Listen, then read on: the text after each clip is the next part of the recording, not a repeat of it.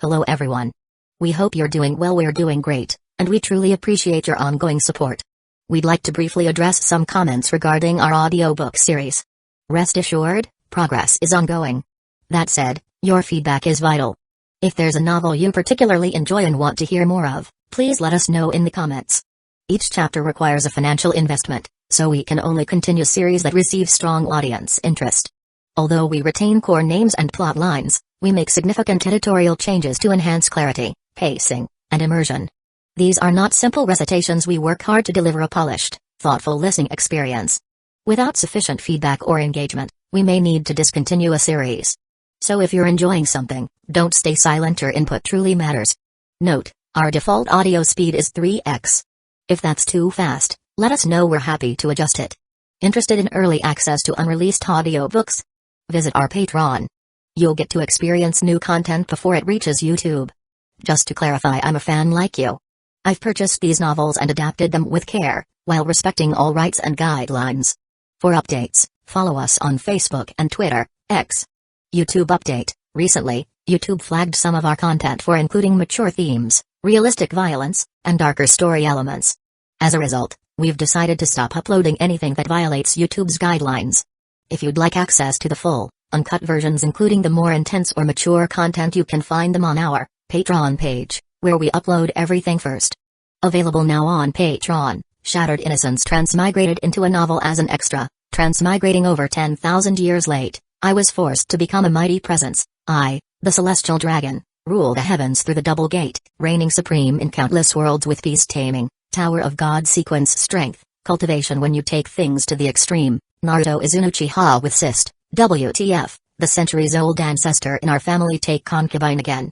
Plus 18, Ichi, reincarnated in Bleach as a wizard. Thanks for listening and happy listening. Chapter 166, Departure Jinlan City? Dongding Lake in the Yangtze River Basin. Inside the room, Lumai was surprised. I remember that area being occupied by demons. What's going on? Lu Jun didn't say much and simply replied, I need to kill a scumbag and take something from him. I need to set up an ambush in advance. His sister nodded, trusting him. Alright, I'll go ahead and prepare. Lu Jun thought for a moment before adding, there might be commander-level demons interfering. Why don't you ask Tangyu to come with you? She's in Hangzhou, which isn't far from Dongding Lake, and it happens to be within the Hangzhou Tribunal's jurisdiction. Hearing this, Lu Mai gave him a sly look and said teasingly, oh? So you want to call that dry sister of yours? Lu Jun's face flushed red. He waved his hand hastily. Cough, cough, cough. It's a misunderstanding, it's all business. Oh, Lu Mai, who had been lying on the bed, deliberately dragged out the sound, then suddenly sat up. She stood tall before him, her beautiful eyes staring down at him, her gaze sharp and playful. With a smirk, she said, and then? At that moment, Lu Jun broke out in a cold sweat. He had a strong feeling that if he didn't give a reasonable explanation, he wouldn't be walking out of this room alive today. Wait. Let's talk this through. Facing Lu Mai's aggressive stance, Lu Jun struggled to resist. In the end, he was completely overwhelmed by her presence, unable to fight back. Just as he was preparing to close his eyes and accept his fate, expecting a merciless beating, something unexpected happened. Instead of pain, he suddenly heard a mischievous laugh, followed by Lu Mai reaching out and ruthlessly tickling his sensitive spots. Within moments, he burst into uncontrollable laughter, desperately begging for mercy. Only then did Lu Mai finally let go, chuckling as she patted his shoulder and said gently, alright, I'll let you off for now. Lu Jun quickly scrambled to his feet, knowing that if this went on any longer, something truly dangerous might happen. He still had to lead a team tomorrow. Behind him, Lu Mai, still sitting on the bed, let out a playful, fairy-like laugh as she watched her younger brother flee in panic. This little rascal was just too fun to mess with. That night passed without further incident. The next morning, Lu Jun woke up early. He scratched his head. Ever since that drinking incident, his sister had loved teasing him like this. He could feel their relationship growing closer and closer at an alarming pace. Fortunately, Lu Mai had agreed yesterday and had already called Tangyu. After washing his face and clearing his mind of any lingering inappropriate thoughts, Lu Jun went downstairs and had Kin drive him to the Pearl Institute's research building. Soon, Lu Jun found Professor Yuan. It had been a while since he last saw him. The professor's hair was a complete mess, and his dark circles were extremely noticeable. However, after more than half a year of research, the White River Dolphin Domestication Project had shown excellent results, producing over 100 new small demons. You haven't been back to the Imperial capital for quite some time, have you? Lu Jun didn't waste time and got straight to the point. Pearl Institute is heading to the Imperial capital for an exchange match soon. Why not return with us? I'll be leading a training mission. I'd like to ask for your help. Come along with me. Hearing this, Professor Yuan, still somewhat dazed, suddenly snapped back to reality. He realized that he had already been at Pearl Institute for a full year, and the Imperial capital had been constantly urging him to return, worried that he might be poached. After some thought, Professor Yuan nodded. Alright, I need to take care of some things there anyway. Lu Jun let out a breath of relief. Now, looking at his team's lineup, Tang Yu had already reached the peak of the intermediate tier back in Bo City. Now, with the full support of the tribunal, she should have at least 2 or 3 high-tier elements. Adding himself, Lu Mai, and Professor Yuan, that made 4 upper high-tier combatants. Taking care of Lu Nian would be a piece of cake. Oh, right, there was one more person he could call. Zhang Kong, the chief instructor of Bo City. Lu Jun immediately called Zhang Xiao, asking him to get in touch with Zhang Kong and inform him that one of his students was being targeted. Knowing Zhang Kong, he wouldn't take long to arrive after hearing this. Lu Nian, a vanguard of that faction, would be better off handed over to Zhang Kong for disposal. 5 high-tier experts, they could even take on 2 or 3 commander-level demons without an issue. Lu Jun sighed in satisfaction at his growing network of powerful connections.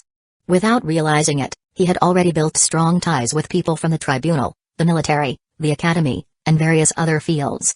Finally, after Professor Yuan finished organizing his research lab and delegating tasks to his assistants, he packed up his luggage, and the group set off together. Meanwhile, at the Pearl Institute gate, a few students had gathered in small groups, chatting amongst themselves. Mo Fan sat cross-legged on the ground, his eyes darting around mischievously as he checked out the beauties in the team. Among them, Song Xia, Mu Nujiao, and Bei Tingting each had their own unique charm and grace. On the boys' side, there were Zhao Manting, Zheng Bingxiao, Luo Song, and Shen Xiaoming, making a total of 8 people in the group. Luo Song, who considered himself the core of the team, couldn't help but grumble impatiently. Where is our team leader? If we miss the flight, we're screwed. Doesn't he have any sense of time? I'm the team leader. Got a problem with that? At that moment, Lu Jun and Professor Yuan arrived, fashionably late. Lu Jun had overheard Luo Song's complaint and responded in a calm yet indifferent tone. You. Luo Song, still fuming, turned around, ready to voice his discontent, but as soon as he saw Lu Jun standing there in a black and gold windbreaker, looking cold and imposing, he froze. Why you? Lu Butcher? Though Luo Song was a freshman, Lu Jun's reputation in Pearl Institute was like the blazing sun, undeniable and untouchable. His arrogance vanished instantly, and he hurriedly apologized, bowing his head. Sorry. I was just running my mouth. Please don't take it seriously. Still, a doubt lingered in his mind. Lu Jun might be the top student of the Water Institute, but was he really qualified to be a team leader? Mo Fan, on the other hand, was completely stunned. He jumped to his feet, his face full of disbelief. Old Lu, you're the team leader? Lu Jun ignored Luo Song and raised an eyebrow at Mo Fan, his tone casual yet firm. What? You got a problem?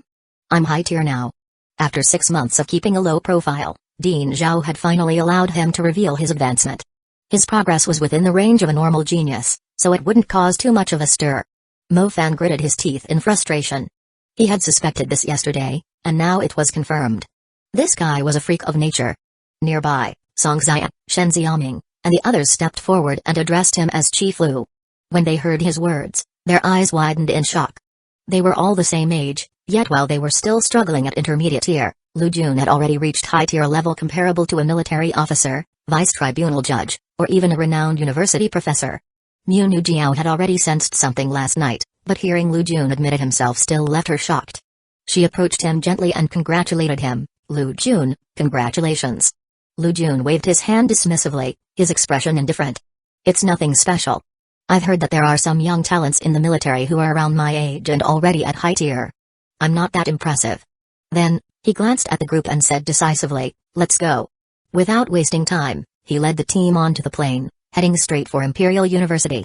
After half a day of travel, the group finally arrived at their destination, where they were warmly welcomed by the Imperial University faculty and settled into their apartments.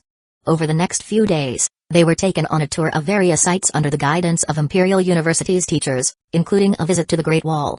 However, Lu Jun wasn't in a hurry to find Peng Lai. He planned to deal with the current situation first before seeking him out. Meanwhile, Professor Yuan immediately went to the department head's office to report on some matters. Not long after, one of the Imperial University teachers who was in charge of welcoming them smiled and turned to Lu Junlu. Teacher Lu, once all 6 academies have arrived this afternoon, how about we have a friendly magic sparring match? Chapter 167, A Battle Between Husband and Wife. Bonus, Lu Jun hadn't said anything yet, but Mo Fan, standing beside him, raised a suspicious brow. You guys seem pretty eager. Do you have some kind of trump card? The Imperial University teacher in charge of hosting let out a lazy yawn and remained silent. Seeing this, Lu Jun simply smiled without saying a word. Imperial University's confidence wasn't a mysterious, it was none other than Mu-Ning-Su, the ice mage infinitely close to a calamity mage. A mere intermediate tier spirit seed setup, yet she had already mastered a domain. Last year, Lu Jun had swept through both Imperial University and the Southern Academy, causing a massive reaction. Imperial University had to reclaim their honor this year, so it was no surprise that they were bringing out their trump card. Lu Jun, however, found this amusing. Better Mo Fan than him. A couple's duel? Now, that's entertainment. Mo Fan, still unaware of the storm ahead, cheerfully stepped into the magic battle hall, where a spacious arena awaited them. The teams from Pearl Institute and Imperial University had both arrived, sizing each other up, especially the top talents who had made it onto the genius rankings. At the same time, Mo Fan finally noticed Mu-Ning-Su in the Imperial University lineup. Under the shade of a parasol, a silver-haired woman stood elegantly. It had been over a year since they parted ways in Bo City, and in that time, she had fully matured, her figure now graceful and alluring, an absolute ice queen. Mo Fan froze in place, gulping. His big wife had completely shed her youthful innocence and become irresistibly mature. Beside him, Zhao Manting's eyes gleamed as he clicked his tongue in admiration. Damn. No wonder Imperial University is known for producing top-tier talents and beauties. She even surpasses our school's goddess, Munujiao. Zhao Manting, ever the playboy, ran a hand through his hair and smirked. A woman of this caliber is a once-in-a-lifetime find.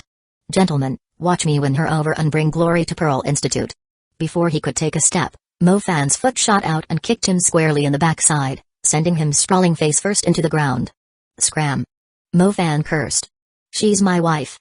My childhood sweetheart. You guys better not even think about it. Zhao Manting, stunned, scrambled back up, glaring at Mo Fan in disbelief. You? Have a wife? That ice-cold beauty over there. She didn't seem easy to win over at all. Luo Song and Shen Xiaming also turned to stare at Mo Fan, faces full of doubt. At that moment, Lu Jun decided to stir the pot. Oh? Mo Fan, it seems like the one you like is actually your opponent. How do you feel about that? The moment he said this, the Pearl Institute team finally believed him. They glanced at Mo Fan, then at Mu-Ning-Su, and quickly realized that their temperaments didn't match at all. Mo Fan felt utterly speechless. No one believed him when he said it, but the moment Lu Jun spoke, everyone accepted it as fact. What a credibility gap. Damn, so it's true. She really is your childhood sweetheart? Zhao Manting exclaimed, then suddenly realized something. Wait, hold on, you three all came from Bo City? Yes. Mo Fan brushed him off. His mind was a mess, unsure how to deal with the situation. The conversation quickly moved on, and the team began discussing their match lineup. The next event was a 4-person team battle, split into 2 rounds. Unlike Lu Jun's previous exchange, this year's competition had strict regulations, banning the use of external assistants. Luo Song, eager to prove himself, stepped forward. Chief Lu, why don't you let me go first? Hearing this, Lu Jun gave him a side eye, then glanced at the others. He had no intention of acting like the original instructor, blindly sending mediocre fighters into a slaughter. There was a golden rule in team selection: if you have Mo, pick Mo. If you have Mu, pick Mu. If neither, then pick old Zhao. So, Lu Jun directly named 4 people: Mo Fan, Zhao Manting, Munujiao, and Song Xia. This immediately caused an uproar among the team. Luo Song, clearly unhappy, protested, but Imperial University's losing has a commander-level summon beast. If we don't go up, how are we supposed to win? Lu Jun waved a hand dismissively. Not my problem. Let Mo Fan handle it. The others turned to Mo Fan, eyes lighting up with excitement. Wait, your summoning element, does that mean your summoned beast has reached commander level? Mo Fan scratched his head, thinking about his dusky star wolf, and awkwardly admitted, no, it's still at the advanced stage servant level. Then what's the point of talking about it? Luo Song, Zheng Xiaobing, and the others were full of complaints, but as soon as Lu Jun cast a casual glance at them, they instantly deflated like punctured balloons. Still, They all secretly decided that once Mofan failed, they would step in and save the day. Having settled the team selection, Lu Jun nodded in satisfaction. He then turned around, placed both hands on Mofan's shoulders, and gazed at him with deep emotion. "You are our absolute core. We're counting on you." Mofan shuddered, goosebumps rising all over his body. He quickly shoved Lu Jun's arms away and cursed, "Pa. Pa. Pa. What the hell, you old dog? Don't pull this nonsense on me, I'll do my best." Lu Jun chuckled. Since when was leaving everything to the team's core not a legitimate strategy? He then turned to Zhao Manting and Mu Nujiao, reminding them, Mofan's firepower is as strong as an entire team. Just focus on protecting him and stick to the strategy. Zhao Manting flashed an okay gesture. When it came to defense, he considered himself second to none. The four stepped onto the stage. On the other side, Lu Zheng of Imperial University sneered as he prepared to lead his teammates into battle. But just as he was about to step forward, Mu Ningxu suddenly moved. Everyone including their supervising teacher was slightly taken aback. Lu Zheng eagerly stepped up and asked, "Captain, are you going in? Is there someone worth your attention?" Mu Ningxu ignored him, her gaze locked onto Mofan from afar. A sense of competitive spirit rose within her. It had been years since she had last seen that reckless boy who vowed to make a name for himself. Just how much had he grown? Finally, both teams stepped onto the battlefield. In the audience, Lu Jun pulled out a small stool, popped open a bag of sunflower seeds, and leaned back, ready to enjoy the show. The battle began, and spells exploded in dazzling brilliance. Flames, lightning, ice, and wind clashed relentlessly, creating a spectacle that had the audience cheering in excitement. Lu Zheng's commander-level beast was seriously injured in a single Tier 3 intermediate spell from Mofan. Compared to the original timeline, Mofan was even stronger, even more monstrous, exuding an aura of absolute dominance. As teammates on both sides were gradually eliminated, the battlefield was left with only Mu Ningxu and Mofan. The Ice Queen and the Flame Tyrant, a clash of fire and ice, neither holding back. Naturally, Mofan emerged victorious. He overpowered Mu Ningxu with swift decisiveness. In the audience, Lu Jun clapped and cheered in amusement. Beating up your wife might be satisfying in the moment, but winning her back? That's the real challenge. Under the icy stares of Imperial University's school leadership, Pearl Institute claimed the championship on their opponent's home turf, securing their second consecutive victory. With all the formalities handled, Lu Jun happily washed his hands of the situation. Taking Dean Zhao's letter of recommendation, he headed to the Forbidden City to find the chief mage, Pang Lai.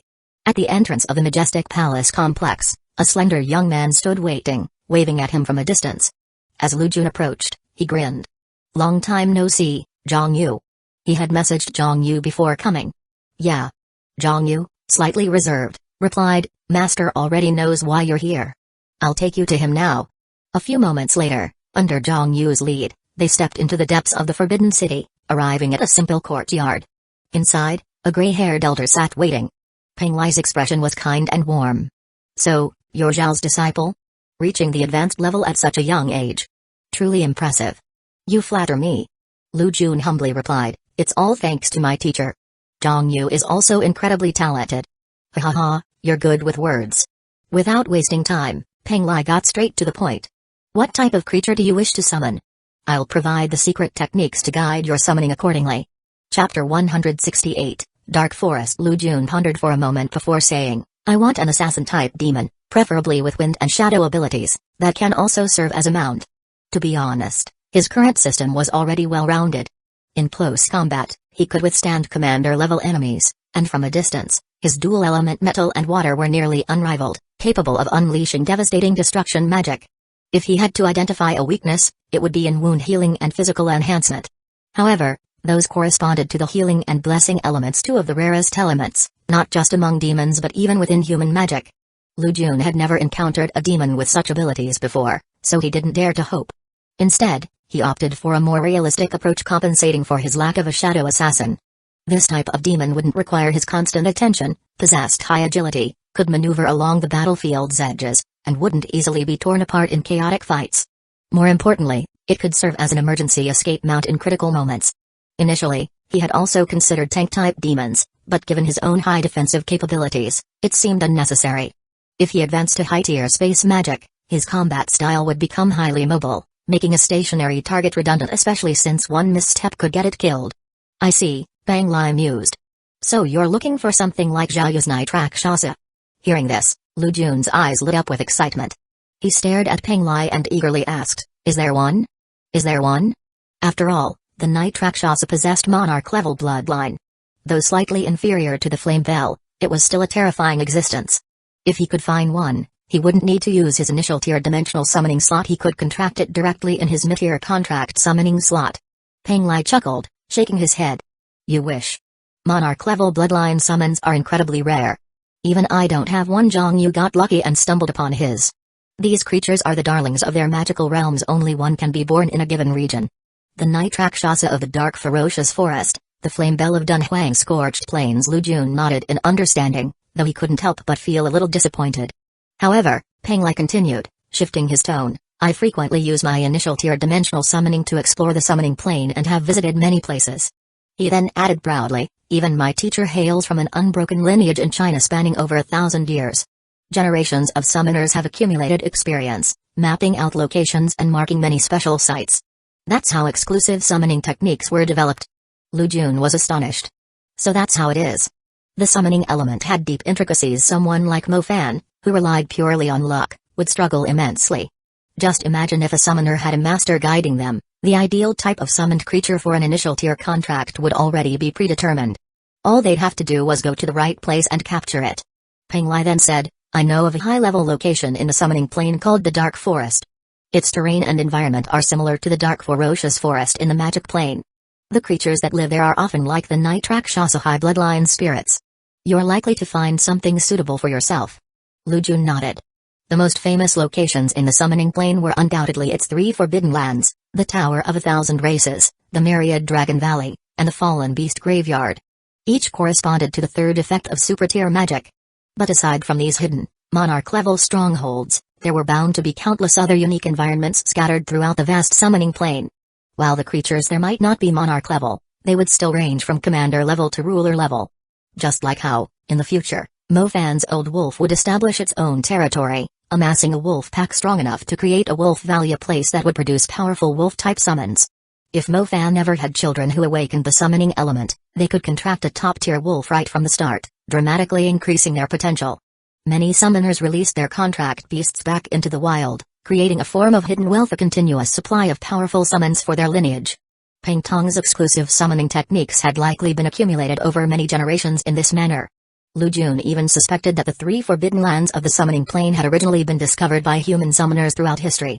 They might have been local factions that agreed to contracts with humans. Beyond them, there were probably even more Emperor-level forces lurking in the summoning plane. The summoning element was incredibly vast, rivaling dark magic in its complexity. Neither truly belonged to humanity. They corresponded to the summoning plane and the dark plane. Originally, it was likely space and psychic mages who, while astral projecting into the void, accidentally discovered and unlocked them. Before long, Peng Lai transmitted an incantation to Lu Jun. Once he activated it mentally and stepped through the summoning gate, he would be guided to the Dark Forest. This location contained the spiritual anchors of predecessors, as well as certain guardians, ensuring it was safe for exploration. Lu Jun expressed his gratitude. He realized what an incredible treasure trove this was and that his teacher must have paid a price for it. After Peng Lai repeatedly warned him not to share the secret, Lu Jun finally left the Forbidden City and eagerly prepared for his first contract draw. Inside the dormitory provided by the Imperial Capital Academy, sitting cross-legged on the sofa, he focused his mind. A vast surge of magical energy erupted from his moon-white star cloud. As the star orbit raced through the air, a summoning gate emerged, hovering above him. His soul ascended, leaping into the unknown. Buzz. Buzz. Buzz. In the next instant, his perception shifted strangely. He traversed the plains, chanting the incantation. Suddenly, an unseen force arose from the void, pulling him toward a location. He couldn't resist and was instantly drawn in. When he opened his eyes, he found himself looking down from a great height. Below him stretched a vast, dark, and dense forest, sprawling endlessly. A boundless surge of shadow energy soared toward the sky, gathering into an effect resembling Dark Dominion itself. This domain encompassed the entire forest, making it feel as if eternal night had fallen. Lu Jun was briefly stunned before regaining his composure. He focused his senses, carefully detecting any nearby activity. The forest was eerily silent. Compared to the rugged and untamed outer regions of the summoning plane, this place felt deathly still. However, Lu Jun remained vigilant. He sensed a never-present killing intent lurking in the darkness. The atmosphere was steeped in danger. The creatures of the night were elegant killers. They lurked within the dark forest, where the roles of hunter and prey could shift at any moment. Any demon that survived and evolved here was naturally a born assassin.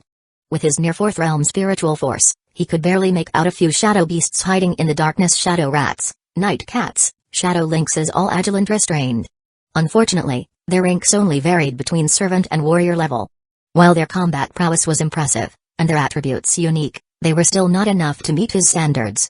Suddenly, Lu Jun's gaze sharpened. At the center of the dark forest, he spotted a towering, godlike tree that seemed to pierce the heavens. At its majestic treetop, a formidable figure stood proudly. The vague silhouette resembled a humanoid, standing 3 meters tall, exuding an overwhelming aura of nobility and dominance. Lu Jun was shocked. In this forest of hidden dangers, where every creature struggled to conceal itself, there was one being that stood brazenly exposed. And only one. After a brief pause, realization dawned upon him. He knew exactly who this entity was. It was most likely the ruler of the dark forest. And highly likely a monarch-level creature. The ruler seemed to acknowledge that Lu Jun had noticed it. Despite the vast distance between them, it nodded slightly. It could see him, even though he was merely a spiritual projection. Lu Jun's body tensed. Even if this was a legacy safeguard left by Peng Lai's lineage, he couldn't afford to let his guard down. The summoning plane was riddled with dangers. Entering in spirit form didn't mean he was invulnerable. If he encountered a demon proficient in psychic attacks, he could suffer severe consequences. Suddenly, in just a blink, the figure vanished entirely.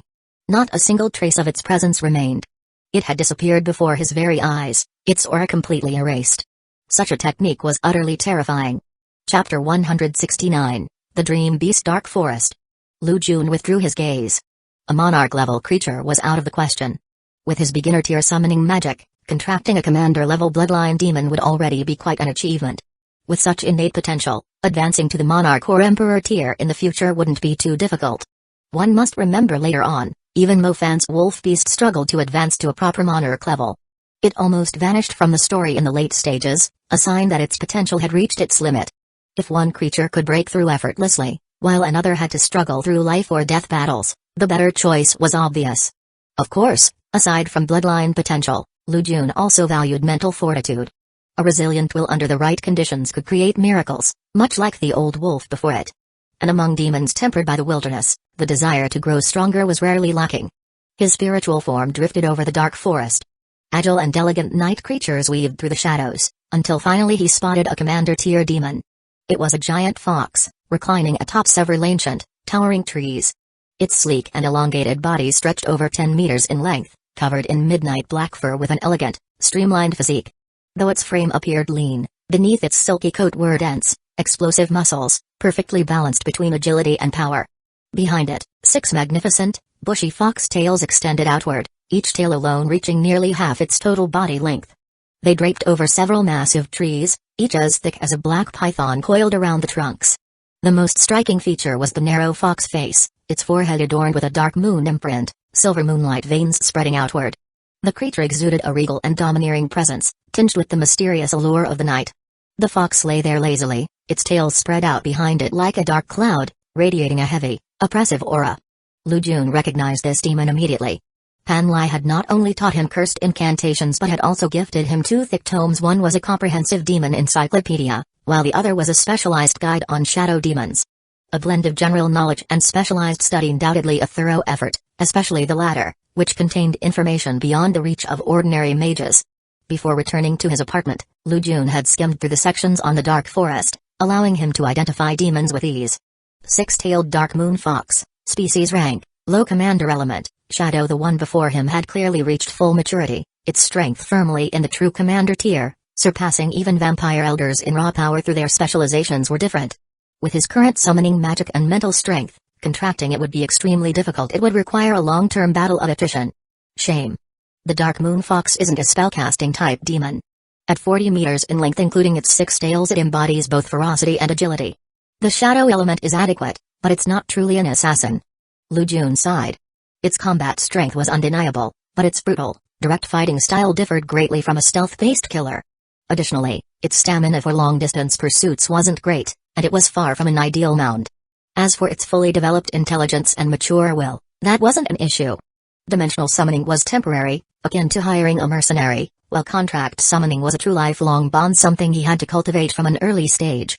Later, Once he became powerful enough, if the Dark Moon Fox sought to evolve into a monarch level, it would naturally lower its arrogance and submit. He found himself salivating at the thought if he could contract it, the boost to his summoning magic would be as impactful as his water element ace. Moreover, the Dark Moon Fox fit his aesthetics perfectly. He would continue searching, but if he couldn't find a better choice, he would return to capture and subdue it, breaking its will over a month or two. Lu Jun cast a deep, lingering gaze at the bewitching demon fox, mentally marking its location, before turning and leaving. Not long after, he spotted a massive black inferno blazing in a section of the dark forest, billowing thick, inky smoke into the air. Curious, he shifted his spiritual form and flew over to investigate. As he drew closer, the pungent stench of sulfur filled the air, reminiscent of an erupting volcano. His soul form trembled slightly, feeling the scorching heat waves. Hiss! A piercing cry echoed through the black-flamed forest. Then, from within the blazing inferno, a massive six-legged nightmare steed emerged, its entire body wreathed in black hellfire, clad in thick, indestructible armor. Its 6 hooves burned with flames, charging forward with unstoppable momentum. Wherever it galloped, it left behind a trail of charred, scorched earth, as if the abyss itself had corroded the ground. Its face was covered by a steel mask, engraved with sinister curse runes, while its crimson eyes blazed with unrelenting bloodlust. A twisted, spiraling horn jutted from its forehead. At full speed, the nightmare steed suddenly leaped into the air, its scarlet mane billowing like flames. Just as it was about to collide directly with Lu Jun's spiritual form, its body flickered, an abyssal rift tore open ahead, its shadowy and spectral aura spreading outward. As it ran, its figure grew fainter, until it vanished entirely into the darkness. Fortunately, Lu Jun reacted instantly, branding it with 2 layers of mental curses just before it disappeared. Now, he could vaguely sense its presence somewhere within the dark forest. Damn! A commander-tier nightmare steed, with shadow, curse, and undead attributes. Lu Jun stood awestruck for a moment before muttering his admiration. The nightmare steed wasn't enormous, but it possessed the ability to traverse the spirit realm, wield cursed hellfire, and its steel armor was a natural extension of its body, granting it exceptional defense. It was said that ancient war horses that perished in battle could mutate into these terrifying creatures. Among shadow element mages, this was considered the ultimate mount, perfect for long-distance escapes, direct combat, and assassinations alike. Its greatest strength was its versatility. Rumor had it that Sulu, the current chairman of the Asian Magic Association, had once aspired to contract a nightmare steed in his youth, but such creatures were nearly impossible to find within the structured world of modern magic. Of course, the nightmare horse was not without flaws. It was capable of many things, yet not exceptional in any particular field. It was slightly lacking compared to the ideal companion that Lu Jun envisioned. Still, he was eager to sign a contract with it. He couldn't help but shake his head in exasperation. All the demonic beasts here were top tier, leaving him with an impossible choice. Logically speaking, whether it was the 6-tailed Dark Moon Fox or the 6-legged Nightmare Horse, either one would be more than sufficient as a contracted beast for a summoner at the basic level. In fact, even in National Institute's battles, summoning one of them would make it a core force. Both had clear evolutionary paths. The Dark Moon Fox would ultimately advance toward the 9-tailed monarch, while the Nightmare Horse, according to Holy City and Norse mythology, was said to have originated from the fallen form of Odin's 8-legged Pegasus. By following that blueprint, it could steadily progress in strength. Woo-oo-oo. Just as Lu Jun was caught in his dilemma, an intense disturbance erupted from the distance. Curious, he gazed toward the source. A terrifying black-purple lightning bolt streaked across the dark forest's outskirts, its speed far surpassing the Nightmare Horse. In the blink of an eye, it traversed the entire forest, its thunderous roar echoing through the once silent landscape. This mysterious entity plowed a deep trench through the forest, leaving behind scorched remnants of residual lightning. In mere moments, it arrived at the center where the dark sacred tree loomed. Instantly, every shadow creature in the forest was startled, turning their attention toward the intruder. Which shadow beast dared to behave so brazenly in the dark forest, even to the point of provoking its ruler? Lu Jun was equally astonished. The thunder-cloaked figure never slowed down, charging straight ahead before gracefully ascending the sacred tree's peak. As it climbed the incline, its movement naturally slowed, finally revealing its true appearance. It was a creature resembling a stag, with 2 straight, sharp antlers extending backward. Its sleek, black body was slender yet powerful, its limbs and torso entwined with thick bolts of lightning, exuding an overwhelming aura of darkness and power. Chapter 170, Night Thunder Dream Beast. Lu Jun couldn't recognize what kind of demon beast this was. The stag-like dark beast wasn't particularly large. It resembled both a deer and a lion, slightly bigger than a 6-legged Nightmare Horse. Including its tail, it was about 20 meters long.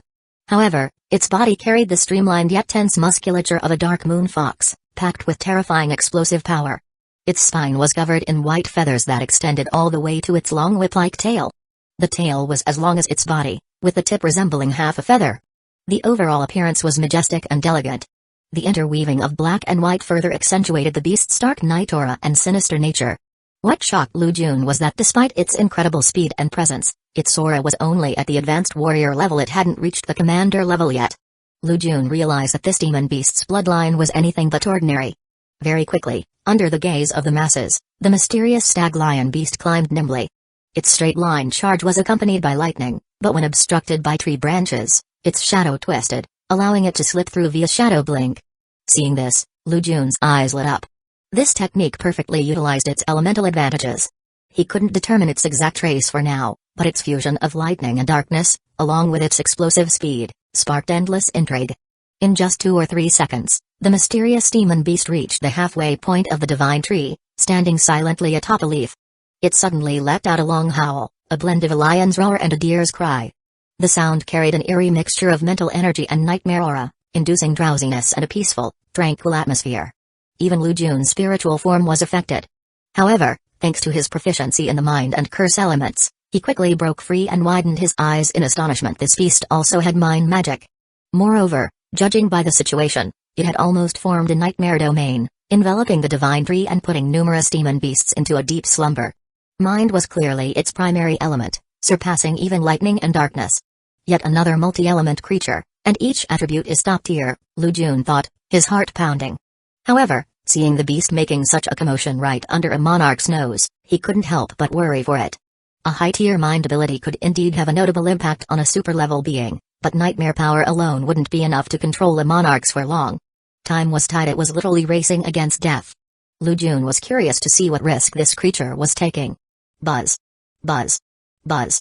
The noble and elegant demon beast focused, and a hazy mental barrier covered its body. Mysterious energy from all directions rose and gathered around it, thickening its dark aura, suppressing its lightning, and heightening its destructive power. Lu Jun struggled to understand this energy. It was dispersed throughout the dark forest, somewhat resembling dark magic power but also carrying demonic characteristics. However, he could tell that this demon beast was trying to absorb some form of nourishment from the dark forest to advance. The process was incredibly fast. The stag-like demon's body expanded slightly, and the fluctuations of its 3 elements surged, its aura climbing higher and higher. It officially stepped into the commander level. Though only at the sub-commander stage, its threat level was no less than a 6-tailed dark moon fox or a 6-legged nightmare horse. Its combat power might even surpass them. Mind combined with shadow was an eerie and formidable mix. Boom. The moment the stag-like demon beast finished advancing, it immediately turned to flee. Its speed, already astonishing, skyrocketed further. In the blink of an eye, it transformed into a streak of black-purple lightning, leaving behind layers of afterimages as it dived down from the divine tree and bolted toward the edge of the dark forest. Roar. At that moment, a furious roar shook the entire dark forest. A powerful aura burst forth, sweeping across the land. All creatures fell silent and prostrated themselves on the ground. Even Lu Jun felt its effects. His spiritual form wavered as he looked up toward the towering treetop. There, a 3-meter-tall humanoid monarch emerged. Its appearance was unclear, but it overlooked the forest, locking onto the fleeing Thunder Dream beast. Buzz. Buzz. Buzz. The next moment, the monarch made its move. The divine tree's canopy trembled and shattered, releasing an overwhelming force that tore through the void. Accompanied by a piercing whistle, it chased after the Thunder Dream beast with lethal intent. If Lu Jun could barely keep up with the mysterious demon beast's speed, the ruler of the dark forest was simply too fast, disappearing from sight in an instant. Only the aftermath of their passage remained, craters formed by powerful impacts, withered ancient trees marking their trajectory. The 2 figures streaked toward the forest's edge, running parallel in a straight line, a thrilling race against death. The monarch moved gracefully, closing the distance rapidly. Its murderous aura was chilling. Truth be told, the mysterious demon beast was already absurdly fast. It started at the peak of the commander level and seemed to be using some kind of demonic technique, its speed accelerating further and further. By the end, it was almost at the escape velocity of a monarch. Yet even so, it hadn't fully outrun the threat. The humanoid ruler was right behind it. From several hundred meters away, it unleashed a devastating claw attack. An enormous dark claw imprint materialized in midair, covering the entire area. Lu Jun held his breath, closely observing the unfolding battle. Boom. A deafening explosion echoed through the forest. A terrifying wave of dark energy rolled outward, leaving a deep, claw-shaped crater at the impact site. Its edges were pitch black, corroded by some eerie force. In the distance, shadows twisted beneath the trees, and the stag-like demon beast reappeared, unharmed. It had used Shadow Blink to evade the attack and, instead of continuing forward, abruptly changed direction, running off in the opposite direction. From above, its trajectory formed a sharp 7-shaped turn. The Dark Monarch was caught off guard. Charging too fiercely, it couldn't break in time and slid forward for several hundred meters before adjusting its stance. By then, the stag-like demon beast had already gained a massive lead. That was some expert maneuvering. Lu Jun instinctively let out a word of praise. The monarch let out a sharp cry and vanished into the shadows, utilizing flight and Shadow Blink to give chase. But the stag-like daemon had already built up momentum. Within a few breaths, it had escaped the dark forest, breaking free from the Night Lord's dominion and dashing into the vast summoning plain. At the forest's boundary, the monarch came to an abrupt halt, letting out an unwilling roar. As the ruler of this domain, it couldn't stray too far from its territory. Doing so would expose it to hostility from other powerful beings. In the final moment, Lu Jun caught a clear view of the Thunder Dream Beast's full form. Its mane billowed as it ran, its sharp eyes filled with determination. There was a carefree yet proud air about it. Taking a deep breath, Lu Jun found himself unable to shake off the thrill of that short yet intense pursuit. For the sake of advancement, this creature, merely an advanced warrior, had dared to enter a monarch's lair to absorb energy, then escape right under its nose. Its courage and composure were awe-inspiring. Lu Jun suddenly found himself losing interest in the 6-tailed dark moon fox and the 6-legged nightmare horse.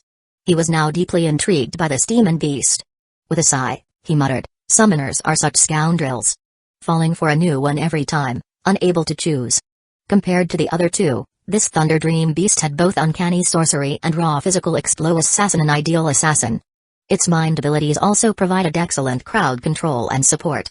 The more Lu Jun thought about it, the more excited he became.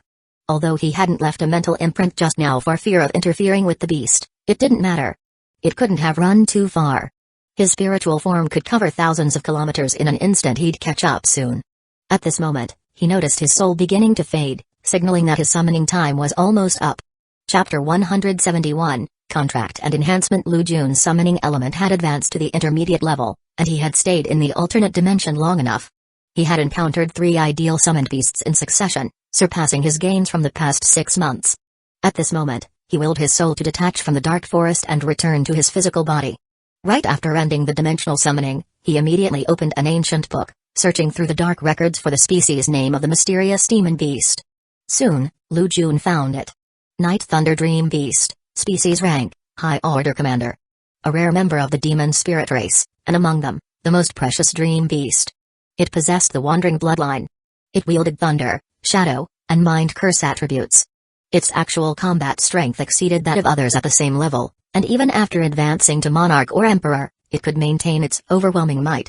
Seeing that its bloodline potential had reached High Order Commander, Lu Jun immediately understood. No wonder it could rival a 6-legged nightmare even while still in the advancing phase of the warrior level. Its higher bloodline potential allowed it to grasp certain mystical abilities in advance. The classification into low, middle, and high ranks was a subdivision formulated by Peng Lai. The commander rank covered a vast range, and crudely grouping everything into a single tier was inaccurate and could even mislead mages into making poor decisions. Lu Jun recalled the appearance of the Night Thunder Dream Beast. Judging by its horns and body, it was still immature and hadn't fully grown into its complete form. The demon spirit race, as he found in his research, was a broad term for demons that specialized in mental power. Most were small in size and possessed elusive techniques. Meanwhile, dream beasts not only retained their mental expertise but also had strong physical attributes. The Night Thunder Dream Beast, for example, ran with shadows and thunder intertwined, making it the most stylish mount one could imagine. Whether in short bursts or long-distance sprints, it excelled in both speed and endurance. The ancient texts were filled with praise and admiration for it, further inclining Lu Jun toward making his choice. Moreover, the demon spirit race aligned perfectly with his own mind and curse element combinations, making it an ideal summon beast. Its bloodline even surpassed the 6-tailed dark moon fox and the 6-legged nightmare horse. At its peak, it was a full-fledged high-order commander. Advancing to monarch was well within reach, and nurturing it into a supreme monarch would be far less effort than raising other creatures. However, dream beasts can't be subdued through brute force. Their mental strength and willpower are formidable, allowing them to resist contracts with ease. The best approach is to use persuasion. Lu Jun pondered for a moment. Perhaps he could leverage the creature's wandering bloodline. These kinds of demons were proud and untamed, valuing freedom above all else. They constantly roamed, wandering through restricted areas and forbidden zones, absorbing the mysterious essence of different regions to evolve. This unique ability was what set the wandering bloodline apart. It was an exclusive trait of dream beasts. Dream beasts never settled in one place. They didn't form clans or societies. They kept moving forward until the day they perished. This was one of the key reasons Lu Jun was so eager to contract a Night Thunder Dream Beast. It could evolve on its own, and the probability of it reaching the monarch level was extremely high. As for the source of the essence, the ancient books provided explanations. It could either come from a habitat where powerful demon spirits had lived for a long time, allowing the dream beast to absorb the lingering mystical imprints left behind, or from ancient human ruins infused with mystery and arcane energy, which could serve as an alternative catalyst. In simple terms, it was spiritual enlightenment that led to physical evolution. Even human architecture could potentially provide the same effect, perhaps an even stronger one. After all, humans were the most intelligent species, and their civilizations carried the essence of wisdom and spirituality. Lu Jun stroked his chin, deciding to convince the beast with an enticing offer. Dear friend, interested in interdimensional travel? Flexible work hours, full freedom. Thus, he went into seclusion to restore his mana. Not long after, his summoning element's Moonlight Nebula returned to its peak state, glowing brilliantly. Buzz, buzz, buzz. Lu Jun manipulated the star trails, eager to re-enter the summoning plane. His soul drifted above the dark forest. With a single thought, he instantly traversed thousands of kilometers, breaking free from the night domain. The outside world was a barren and desolate land, seemingly an equally shadowed region. Soon, he caught up with the Night Thunder Dream Beast. A proud creature resembling both a deer and a lion stood atop a small hill, gazing into the distance.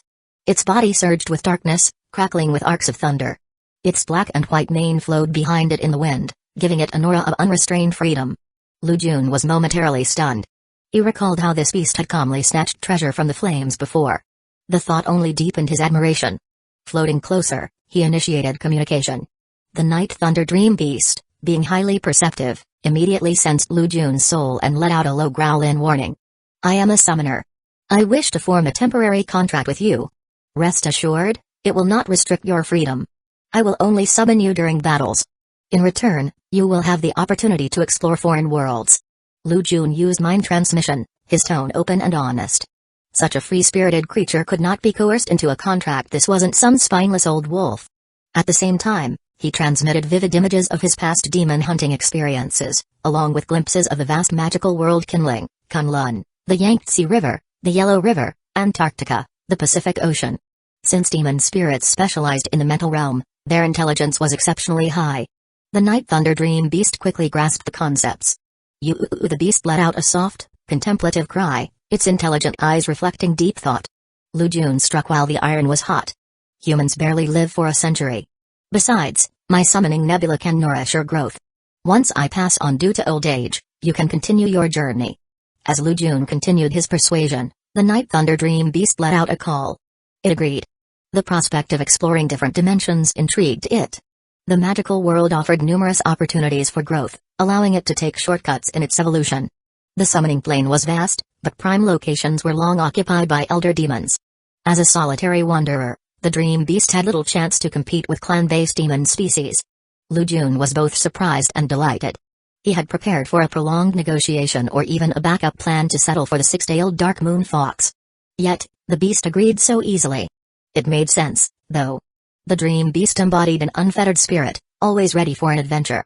Lu Jun drew the star trails, and a crescent-shaped insignia drifted downward. Below, the Night Thunder Dream Beast bowed its head, offering no resistance as the contract was successfully formed. Back in the real world, Lu Jun opened his eyes, a satisfied smile forming on his lips. Black-purple lightning flickered around his body, exuding a dense dark aura that filled the room. Shadows clung to the walls as if night itself was descending. The lamp's glow dimmed. He then traced the star trails, and a black-purple magic formation began taking shape in midair.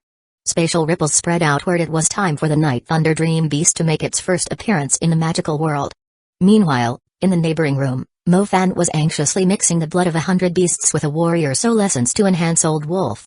The wolf beast struggled violently, letting out low growls as its entire body convulsed. Its flesh, bones, and muscles crackled, oozing fresh blood.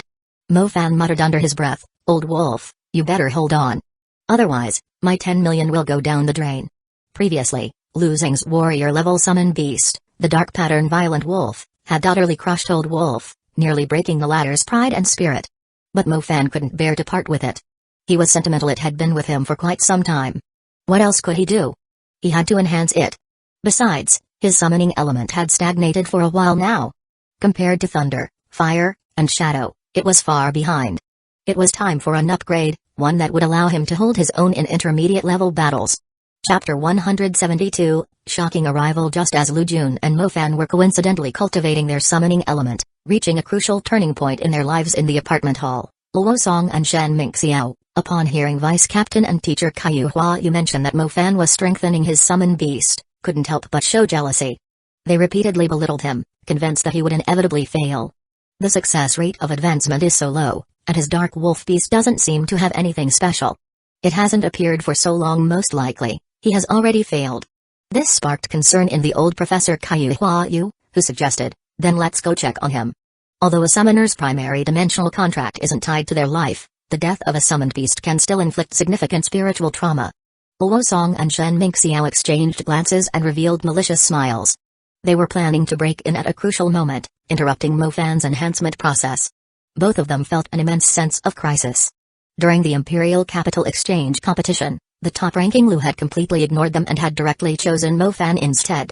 And Mo Fan had lived up to expectations, at least, when Luo Song and Shen Mingxiao asked themselves honestly, they knew they couldn't compare to him. If they simply sat back and let Mo Fan continue to grow stronger, what would happen when it came time for the National Institute selection battle? Without delay, the group hurried upstairs, heading straight for Mo Fan's room. Luo Song, eager to sabotage, took the lead and glanced at the room numbers in the hallway. Since Mo Fan and Lu Jun's rooms were right next to each other, with just a single-digit difference, he hadn't paid much attention to the exact number. Coincidentally, one room was exuding a thick aura of darkness and thunder. Remembering that Mo Fan possessed both shadow and lightning elements, Luo Song mistakenly assumed that Mo Fan's summoned beast had lost control and that he was struggling against it. He couldn't hide his glee as he rushed forward and pushed open Lu Jun's door. If the slave wolf beast's advancement failed, Mo Fan wouldn't just lose a fortune, his entire summoning element would be ruined. Woo! Who would have thought that the moment Luo Song opened the door, his entire body would freeze stiff at the entrance. Inside, there was no light, only an abyssal darkness, filled with a bone-chilling cold and an overwhelming surge of shadow energy. The shadows seemed to carry the properties of the shadow element's giant shadow spikes, pinning his body in place. As he peered inside, it was as if he were gazing into an abyss. A terrifying, ominous beast lurked within, sending shivers down his soul. Mo Fan does have the shadow element, but how can it be this powerful? Could this be the Black Vatican? For a brief moment, Luo Song regretted his actions. Behind him, Shen Mingxiao, impatient, snapped, "What are you standing there for? Hurry up and go in." As soon as he spoke, Shen Mingxiao casually leaned past Luo Song to peek inside. The instant he saw the scene, he was struck by the same horror, his soul and body frozen in place. He saw even more within the abyssal darkness. Intricate dark purple markings were weaving together.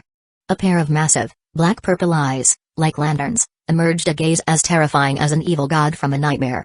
Shen Mingxiao was utterly petrified. His two elemental nebulas felt as if they were being suppressed by a mind and curse element mage. He wanted to resist, but his body refused to obey. What's going on? Professor Caillou Huayu sensed that something was wrong. He immediately reached out to shake them, only to feel as if he had touched cold corpses. A surge of dark energy attempted to invade him. However, the old professor reacted quickly, wrapping his hands in magic energy and forcefully shoving Luo Song and Shen Mingxiao backward. Thud. Thud. Both of them staggered and fell to the floor, groaning in pain. Only then did they escape from that terrifying state. With fear-stricken eyes and trembling legs, Luo Song and Shen Mingxiao frantically scrambled backward, nearly wetting themselves. Panting heavily, Luo Song hissed in disbelief, "What the hell is that? Is Mo Fan practicing some dark magic?" Buzz. Buzz. Buzz. Suddenly, the darkness in front of them surged. From the depths of the room, a night thunder dream beast slowly extended its head through the doorway, nearly filling the entire frame. Its black and white elegant mane fluttered, its refined horns pointed skyward, and its steady, unwavering gaze locked onto them. All three of them froze in place, their minds overwhelmed with terror. The oppressive aura of a commander-level demon filled the hallway, carrying the deadly presence of a battle-hardened predator. What the hell? How can there be a commander-level demon in the Imperial Capital Academy's dormitory? Luo Song's voice was trembling, his mind on the verge of collapse. At this distance, even the strongest of high-tier mages would be helpless, let alone a mere intermediate mage like him. Although Professor Hueco was also shaken, his first instinct was to push the students away to get them to safety. At that moment, a calm yet clear voice rang from within the room. If you dare interrupt my cultivation again, it won't just be a nightmare shadow this time. The three of them thought they had misheard. Was that Lu Jun's voice? But when the Night Thunder Dream Beast's shadowy form twisted and phased through the wall, stepping elegantly into the hallway, Lu Jun's figure was revealed behind it. It was real. Professor Hueco glanced at the towering commander-level beast dominating the hallway. From a human's perspective, its over 20-meter-long body was colossal. Thankfully, its tail made up nearly half of that length, otherwise, it wouldn't have fit in this space. With the presence of a lion yet the noble features of a stag, it exuded an awe-inspiring, untamed majesty. The professor couldn't help but ask, Lu Jun, is this your summoned beast? Luo Song and Shen Minxiao stared at him in horror. That's right, Lu Jun replied casually. I awakened the summoning element upon reaching the high tier. This is my dimensional summon. Holy crap. Luo Song and Shen Minxiao were speechless. A primary summoning beast alone could fight 7 or 8 ordinary high-tier mages. And yet, Lu Jun was their age. The gap between them was far too vast. In an instant, all jealousy vanished, thrown to Mars, for all they cared. So what if Mo Fan was born with dual elements, had lightning and fire at intermediate level 3, and a summoned beast that had just evolved into warrior level? Before this beast, he was still an ant. And as for them, not even fireflies. Lu Jun cast a cold glance at the two of them, letting out a disdainful snort. He had a rough idea of why they had barged in. It was nothing more than petty schemes. In the original events, these two had always been narrow-minded, obsessed with eliminating competition, ultimately causing the team to collapse during their expedition in Golden Forest. Meanwhile, in his room, Mo Fan watched as his star blue giant wolf emerged, reborn from its transformation. The wolf's build was now leaner, its neck, shoulders, back, and tail possessing smoother contours. No longer just bulky and intimidating, it now looked majestic and swift. A warrior-level aura exploded outward. The room filled with swirling winds, pots, pans, doors, and windows rattled violently. Mo Fan laughed heartily, hands on his hips. Ha ha ha. The summoning element can now rival lightning and fire. I'm invincible. He was already picturing himself riding the swift star wolf through the city, leaving luxury cars and even his little sister far behind. Way more stylish than Lu Jun's fancy sports cars. However, something felt off. The evolved wolf remained crouched, whimpering, unwilling to stand up. Mo Fan frowned. What's wrong? You're a warrior-level beast now. Stand tall. What he didn't know was that his wolf had sensed a terrifying presence outside. The sheer pressure sent shivers down its spine. The pride of its evolution? Completely shattered. Wait, what? You're saying there's a super dangerous creature outside? Mo Fan was baffled. He recalled hearing some noise earlier but hadn't paid attention. Now, hearing this from his wolf, his expression turned serious. He stepped forward, ready to open the door and see for himself. Chapter 173, Departure for Jinlan Training. Mo Fan held onto his shadow escape magic carefully and approached the door. As he opened it, he found a massive beast lying in the hallway, occupying the entire space. The only way to open the door was by pulling it inward. This monster, resembling both a deer and a lion, had lightning arcs flickering across its body, enveloped in dense, dark mist. Its smooth fur, interwoven with black and white, made it look incredibly striking. More importantly, an overwhelming and terrifying aura spread from it, far surpassing the level of a warrior-class creature. The pressure bore down on Mo Fan, causing his mind to momentarily freeze. His shadow and lightning nebulae were suppressed. Mo Fan was utterly shocked. This was his first time seeing a commander-level demon beast up close, and its mere presence immobilized him. No wonder Old Wolf was kneeling on the ground, trembling. Mo Fan couldn't help but recall the time he had accidentally encountered the summoned beast of the Lone Hunter King.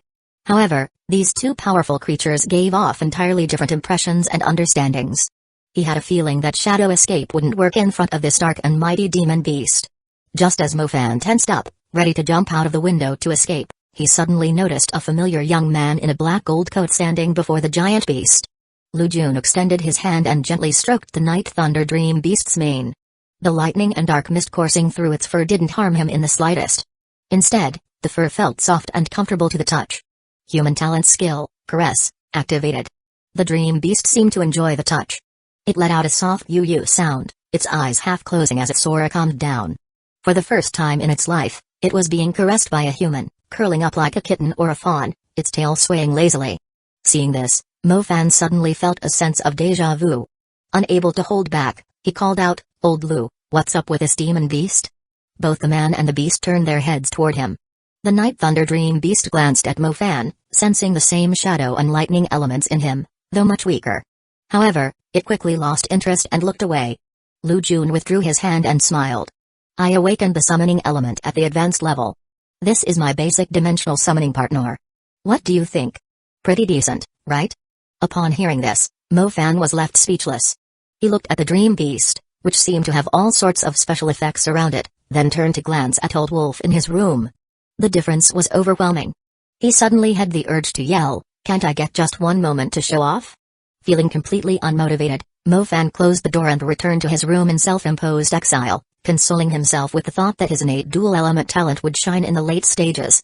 Meanwhile, Lu Jun didn't concern himself with these trivial matters. He focused instead on his own sensations. The energy of his summoning nebula was depleting rapidly after all. Summoning a commander-level creature at the intermediate level was extremely taxing.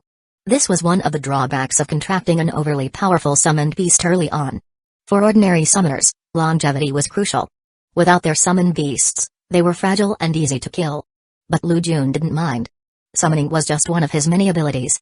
His water and metal elements alone could rival commander-level opponents. Professor Hueco, standing nearby, calmed himself down and observed the Night Thunder Dream Beast with fascination. "I've studied many demon beasts, but I've never seen a summoned beast with multiple attributes like this. What species is it exactly?"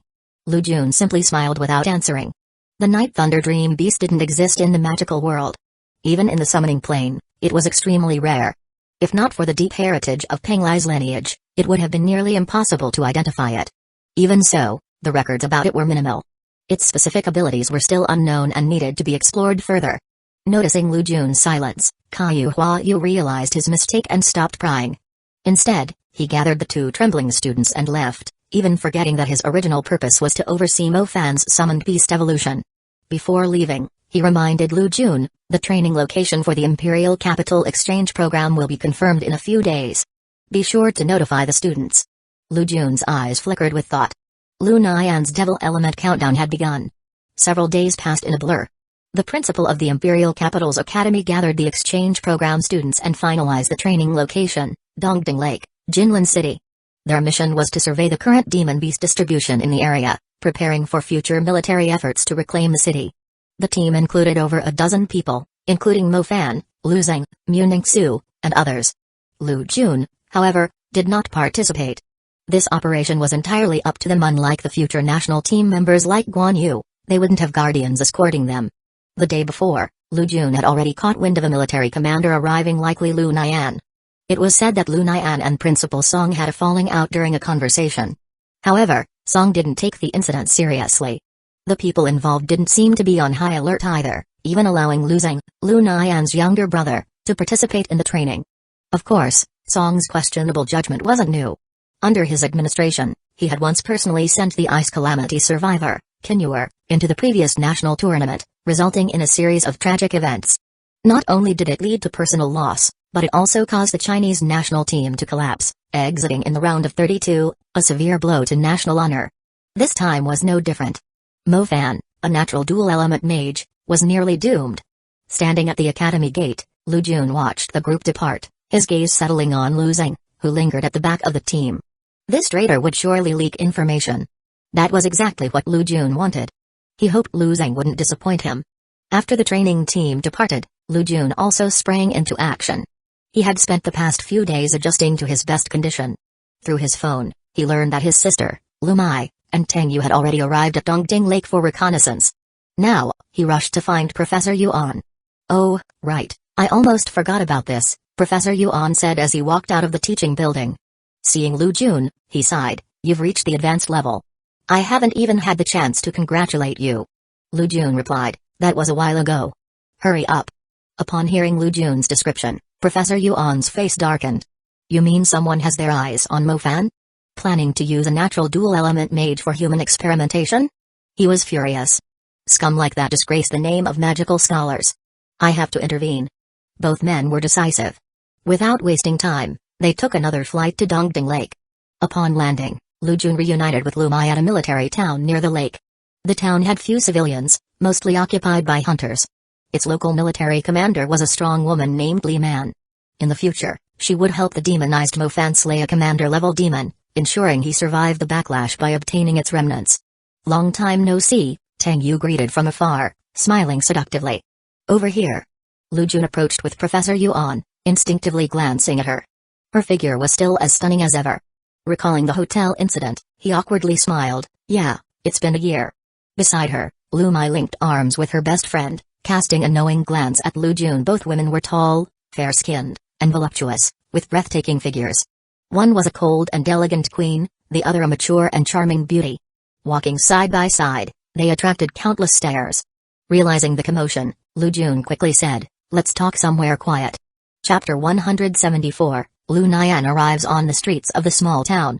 Lu Mai and Tang Yu exchanged glances upon hearing this, sharing a mischievous smile. They loosened their arms that were linked together, stepped forward from both sides, and each embraced one of Lu Jun's arms. They gently leaned in and whispered sweetly, "Where do you want to go? Sister will listen to you." Caught off guard, Lu Jun was suddenly enveloped by the warmth and softness of their bodies. Feeling the gentle touch on his cheeks and shoulders, a phrase instantly popped into his mind: cheese sandwiched between two slices of bread. He could even smell the distinct, faint fragrance of each sister. At that moment, Lu Jun froze in place as intense, burning, and even murderous gazes shot toward him from all directions. Ha ha ha. They only hugged him briefly before letting go, watching as Lu Jun's ears turned red and his body stiffened. Seeing their little prank succeed, they covered their mouths and giggled. Then, Lu Mai and Tang Yu walked ahead, their steps light and carefree, shoulders pressed together. Lu Jun scratched his head and followed behind his two sisters. Hick. Behind them, Professor Yuan let out a full burp, feeling completely ignored. A wave of sadness surged within him. He suddenly felt like an extra in the group. Under Tang Yu's lead, the four of them passed through multiple military checkpoints and surprisingly entered the military base at Dongding Lake.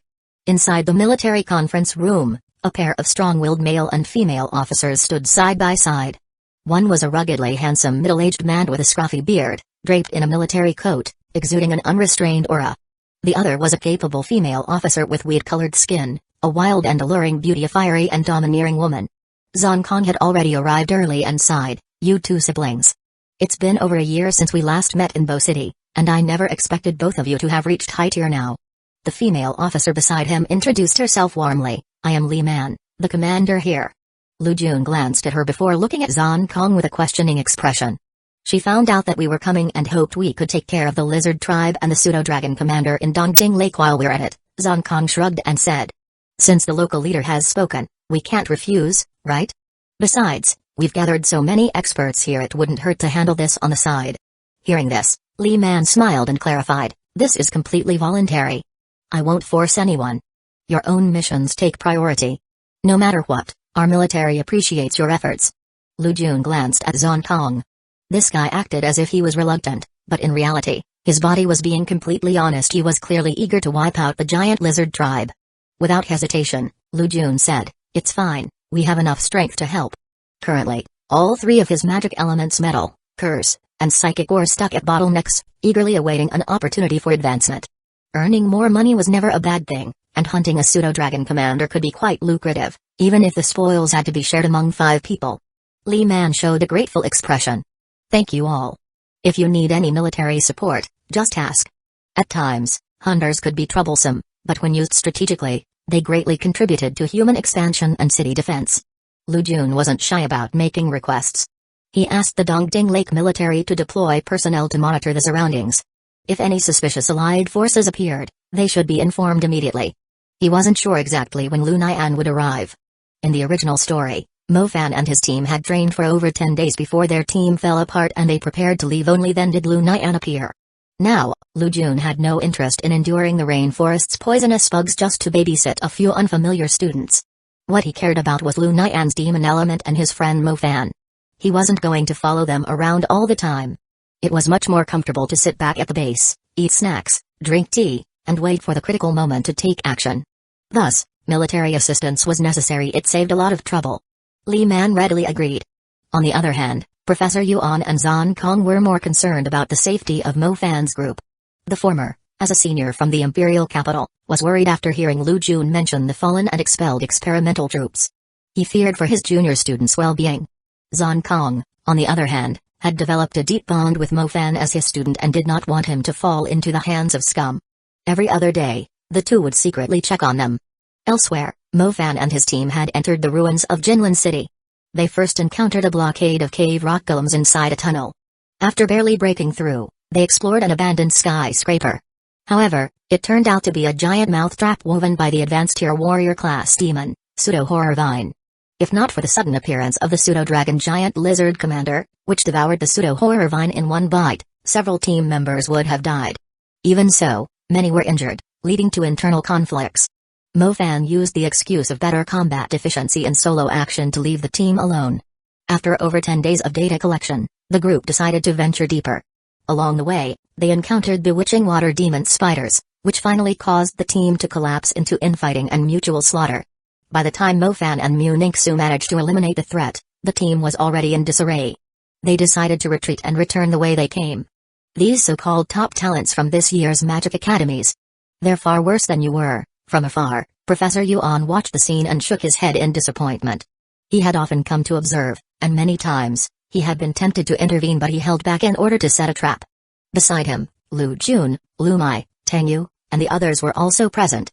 A few days ago, Li Man had informed them about a mysterious group of enforcement mages appearing near Dongding Lake, even equipped with skyhawks. Lu Jun figured the timing was about right, so he came along to wait. With their skills, even an ordinary commander-level creature wouldn't be able to sense their presence. Soon, they turned their gaze toward the sky. Tiny black dots were approaching rapidly. Their eyes lit up. Lu Nian had arrived.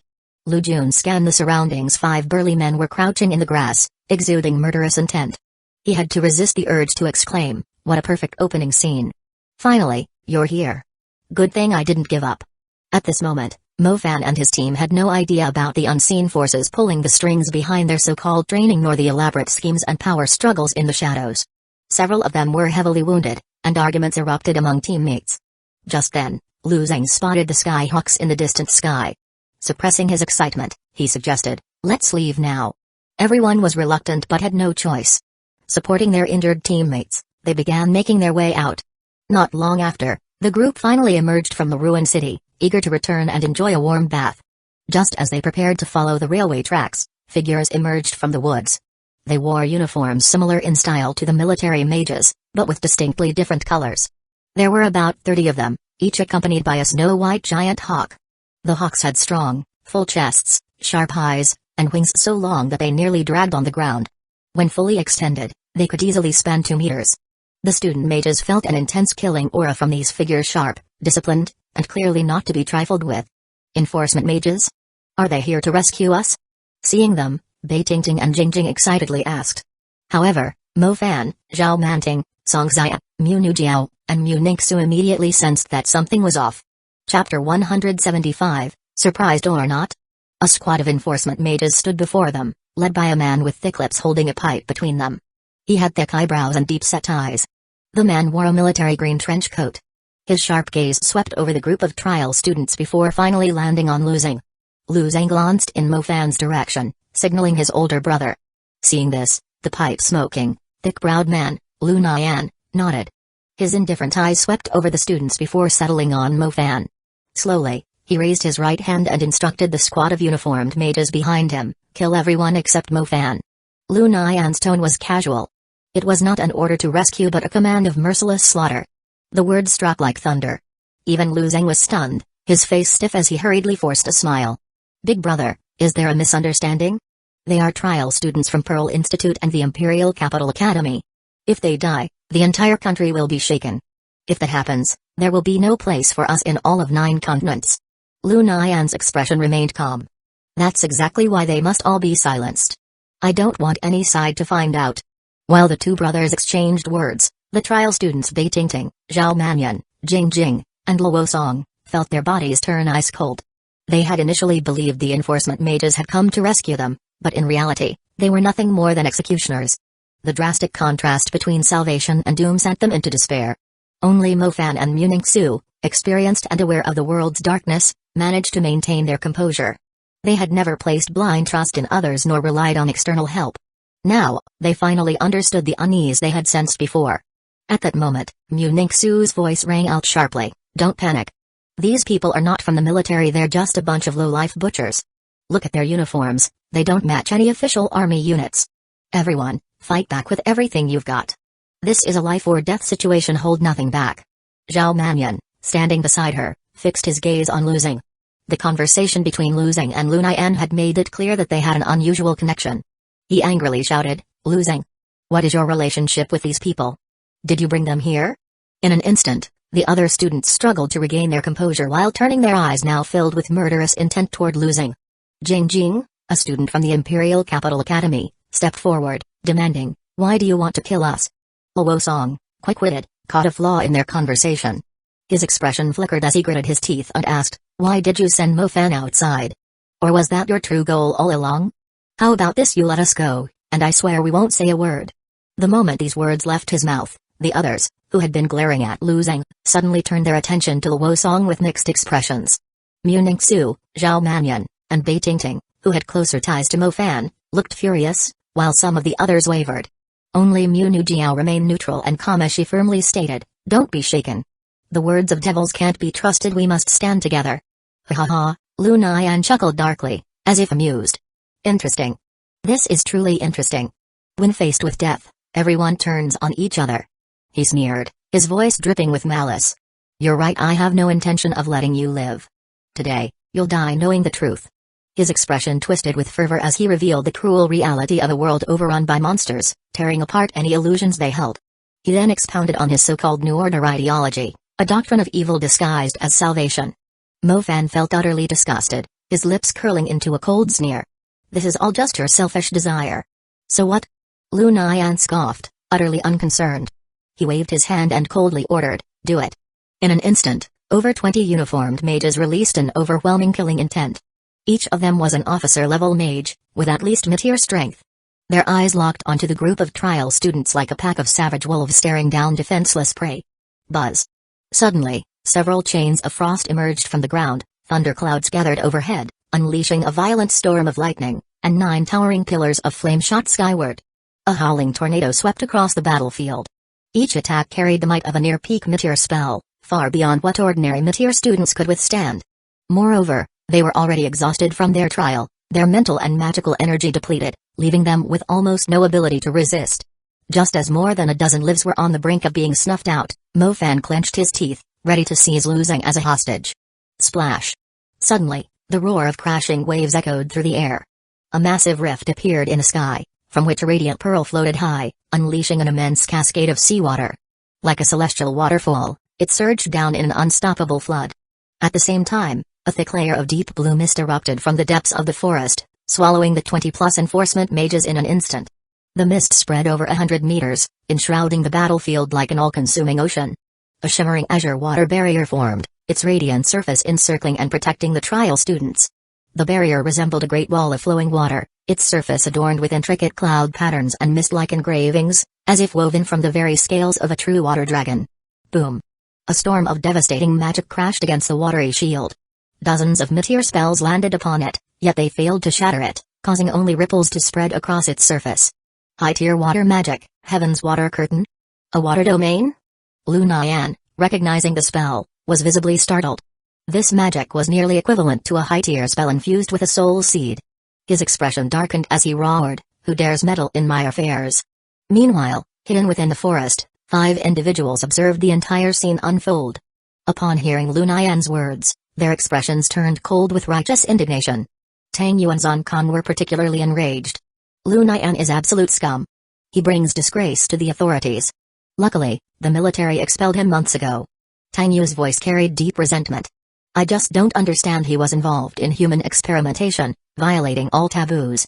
How is it that he was allowed to retire without any punishment?" Her words left Zon Kan in an awkward silence. He understood the tangled web of political interests and the favors exchanged behind closed doors. More importantly, Lu Nian had only begun conducting his twisted experiments after leaving the system. Lu Mai, pondering the situation, glanced at her younger brother before stating with certainty, "Lu Nian and Luzing. They're from the Lu clan?" Correct. Lu Jun's gaze grew icy, his killing intent unmistakable. I also have an old score to settle with him. When we first arrived in the Magic City, he sent our so-called uncle, Lu Dong, to test us. Hearing this, Lu Mai recalled the past, her delicate features twisting with anger. She hadn't realized the deeper schemes behind it. If not for a stroke of luck, she and her brother might have been captured for those wretched demon element experiments. As Lu Nian finally bared his fangs, ready to make his move, Lu Jun activated his star constellation. 7 waves of azure sea storm diagram swirled around him, and from above his head, the aqua pearl radiated its brilliance, unleashing a high-tier spell that protected everyone. With their presence now revealed, they no longer held back, unleashing their wrath. Lu Jun focused on defense. After casting a high-tier spell, he continuously summoned over a dozen level 5 water defense, mystic flood dragons. Of course, he conveniently left Luo Song, Losing, and a few others outside his protective range.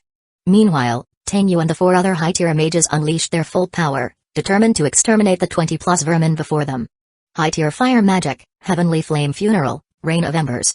High-tier wind magic, Wings of the Gale, Judgment Slash. High-tier sound magic, Requiem of the Dead. Chapter 176, Lu Nian's desperate escape. Lu Nian never expected that his casual questioning would be met not with the weak, ineffective torrents of high-tier water magic, but rather a devastating baptism of high-tier spells. Tang Yu's Heavenly Flame Funeral was the most overwhelming. The entire sky turned crimson as an immense sea of fire gathered, forming a fiery cloudscape. Moments later, a barrage of flames rained down like a meteor shower of destruction. The dense downpour of fire crashed down relentlessly, each ember comparable to an elementary tier fiery fist, cascading upon the land like a flaming waterfall. Instantly, the ground split apart, magma erupted, and the devastation extended for nearly a kilometer. The 20 or so scum-filled mages were trapped within the very heart of this inferno. No matter how hard they struggled, no matter how well trained they were, regardless of the layers of rock barriers, light shields, and enchanted magical equipment they raised in defense, all of it crumbled beneath the relentless assault of high-tier magic. Adding to their suffering, Professor Yuan's high-tier sound magic joined the fray. Dark purple sound waves swept through the battlefield in rippling layers, their murderous intent surging like a cavalry charge. A mournful, wailing resonance filled the air. The eerie funeral-like melody penetrated the defenses of the mid-tier mages, slipping through their protective layers. Flesh and skin cracked, bones shattered, and their internal organs dissolved. The sheer disruption of their mental focus prevented them from casting any further defensive spells. Within just a few breaths, one after another, the mages exploded into dismembered corpses, their remains incinerated by the flames until nothing but charred ash remained. As for Lu Nian, even he found himself struggling to survive. Despite being a peak high-tier mage of 3 elements, he was simultaneously locked onto by 3 separate high-tier spells, leaving him barely any room to counterattack. The sound magic restricted his ability to cast spells, though not as potent as curse or psychic magic, it still significantly slowed his casting speed. In a desperate moment, he managed to summon 3 layers of rock barriers around himself. Yet, against the overwhelming force of the cascading firestorm, the barriers only lasted a few seconds before crumbling one after another, leaving his fragile human body directly exposed to the infernal assault. Meanwhile, Zhang Kong's Judgment Slash struck with lethal precision. 6 sharp wings of wind energy crisscrossed in the air like a hanging scaffold, pinning Lu Nian's back in preparation for a brutal dismemberment. Faced with this mortal crisis, Lu Nian let out a furious roar. His entire body erupted in radiant golden light as dense, interlocking scales spread from his legs upward, transforming into a full-body armor-type magic equipment. Clearly, this was an exceptionally well-crafted piece of defensive gear. Years of battlefield experience and accumulated wealth had made him formidable. As a peak high-tier mage, he was no easy prey. Relying on this enchanted armor, he barely managed to withstand the brunt of 3 high-tier spells. But when he regained his senses, he realized something horrifying: his loyal subordinates were all dead. The very men who had followed him into battle for years had been completely wiped out. He now stood utterly alone. His adjutant, Zhang Yi, had lost half his body, his upper torso burned beyond recognition. His skeletal hand weakly clutched at the hem of his commander's robes, his eyes filled with desperate hope only for the light in them to flicker out forever. It was as if, with his final breath, he had entrusted his vision of a glorious future and a new regime entirely onto Lu Nian. Witnessing this devastating loss, Lu Nian's fury ignited into an uncontrollable rage. He bellowed, "Who the hell are you? I'll make sure you all die." The trial students, shielded by the heavens water curtain, were physically unharmed, but witnessing this massacre unfold before their eyes left them shaken to their cores. The sight of living, breathing humans being reduced to blood and dust, their flesh and bones scattered across the battlefield, was a trauma beyond what many of them had ever imagined. Several of them stumbled and collapsed to the ground sheltered by privilege. They had never witnessed such raw carnage before.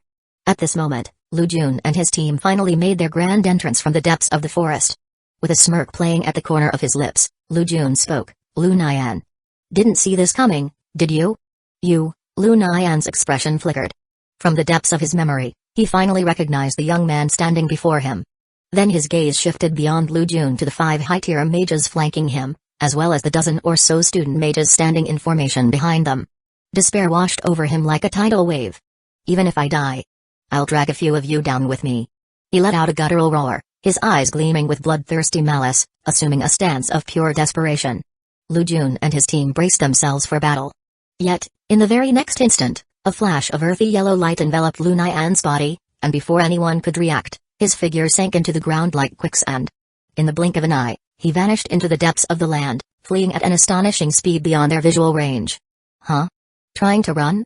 Lu Jun was momentarily stunned before exclaiming in surprise, as expected of a formidable figure knowing when to advance and when to retreat. But the next moment, his expression turned indifferent as he calmly stated, "The army outside has sealed off the area.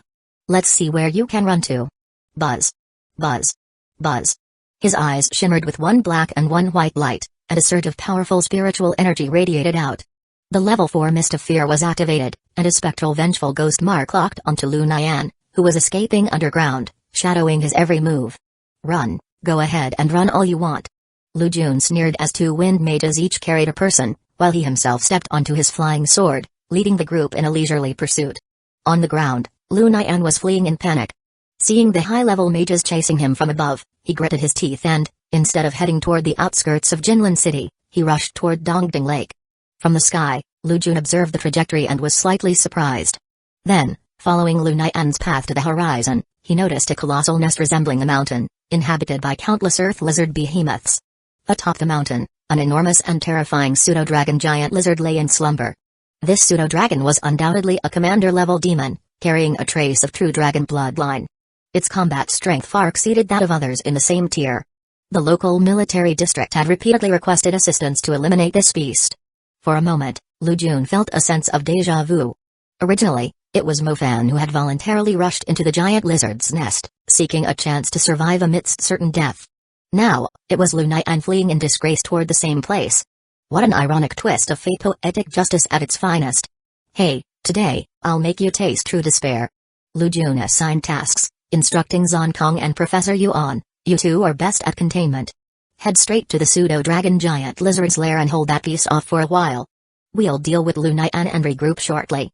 Hearing this, the two had no objections. After all, they had to deal with both threats anyway. Among the 5 of them, each possessed formidable abilities and did not fear a typical commander-level creature. Lu Jun nodded but soon realized that Lu Mai and Zhang Kong, the 2 wind mages, had to carry them all during flight, which would slow their speed considerably. So, he recalled his summoning element. From his basic dimensional summon, he had contracted the Night Thunder Dream Beast. Though it couldn't fly, its speed on land was unmatched. Without hesitation, he put away his black gold dragon pattern sword and leaped from midair, rapidly sketching out a star track as moon-white magical energy surged. Buzz. Buzz. Buzz. On the ground, an enormous black-purple magic formation interwove, its intricate patterns spreading with an eerie and ominous glow. Suddenly, thick black mist erupted from the formation, and a shadowy black-purple figure burst forth like a lightning bolt, charging straight toward Lu Nian's location. At the same moment, Lu Jun landed precisely, mounting the Night Thunder Dream Beast's broad back. Seated atop the beast, he felt its fur soft and smooth. The ride was incredibly stable, and the raging winds around him were dispelled by the surrounding lightning and darkness. As he rode, he truly lived up to the reputation of the most stylish summoner. Moreover, once it started running, its speed gradually approached that of an emperor-tier creature. Lu Jun glanced around as the fierce winds howled, blurring the landscape. His speed had surpassed that of the 2 high-level wind mages flying in the sky, as well as his own sword flight. From above, the group looked down to see a streak of black lightning shooting forward like an arrow, overtaking them and gradually closing in on Lu Nian. Finally, Lu Jun took the lead and intercepted the fleeing enemy. Chapter 177, Tyrannical Lu Nian. Buzz. Buzz. Buzz. Lu Nian was highly skilled in earth magic, possessing domain abilities. His earth elemental seed was ideal for escape and burrowing, and with the added acceleration from his magic equipment, even most high-tier wind mages would struggle to catch up with him. However, when he glanced back, a black-purple bolt of lightning rampaged through the forest, weaving in and out of sight. It was completely unstoppable, and the distance between them was visibly closing at an alarming rate. Realizing he was about to be caught, Lu Nian's expression hardened. He suddenly shot out from underground, facing his pursuer head-on. His deep-set pupils flickered with a brownish glow as golden-brown star patterns intertwined across his body, forming the majestic outline of a constellation. A torrent of earth elemental magic energy surged forth. High-tier rock element, level 3, Rock Demon's Gaze, Celestial Veil. Starting from high-tier magic, the earth element's destructive power increased significantly, with some abilities being terrifyingly potent. This particular spell was modeled after Medusa's Gaze but reconstructed using the rock element, granting it petrification capabilities. Level 1, Petrification. Level 2, Earth Dragon Spikes. Level 3, Celestial Veil. Each level explored the depths of rock manipulation. Rumble. In that instant, Lu Nian locked his gaze on the area before him, blue skies, white clouds, and a dense forest. Then, a terrifying force erupted. A vast expanse of gray-white light radiated outward, swallowing everything in its path and turning the world within his vision into a colorless void. Immediately, countless trees withered into brittle statues before shattering into dust. Even the clouds, which had once floated freely, crumbled into earth and fell like cascading sand. In the span of a single breath, the area within several hundred meters was left barren. The air was thick with petrification dust, an endless drizzle of grayish-white specks resembling a heavy snowfall. The ground was blanketed in a thick layer of ash. All vegetation had been completely erased. Buzz. But before this overwhelming destruction could take full effect, the Night Thunder Dream Beast had already shifted directions at lightning speed. It carved a perfect arc through the air, narrowly avoiding the petrification zone before circling behind Lu Nian. Riding atop the Dream Beast, Lu Jun had initially been preparing to sketch out his constellation and unleash Heaven's Water Curtain as a defensive measure. However, the scene that unfolded before him caught him off guard. The Night Thunder Dream Beast had effortlessly dodged the enemy's attack. Realizing this, Lu Jun quickly dismounted to avoid interfering with his summon's performance. At that moment, Lu Nian was drenched in cold sweat. Behind him, a powerful commander-tier demon locked its fierce gaze on him, its oppressive presence sending shivers down his spine. Quickly turning around, he saw an enormous claw closing in half the size of a human torso.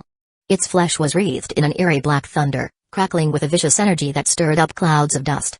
The fusion of thick shadow magic and violent lightning magic granted this beast both corrosive and explosive power. Combined with the raw physical strength of a demonic creature, even a high-tier mage would perish instantly from a direct hit.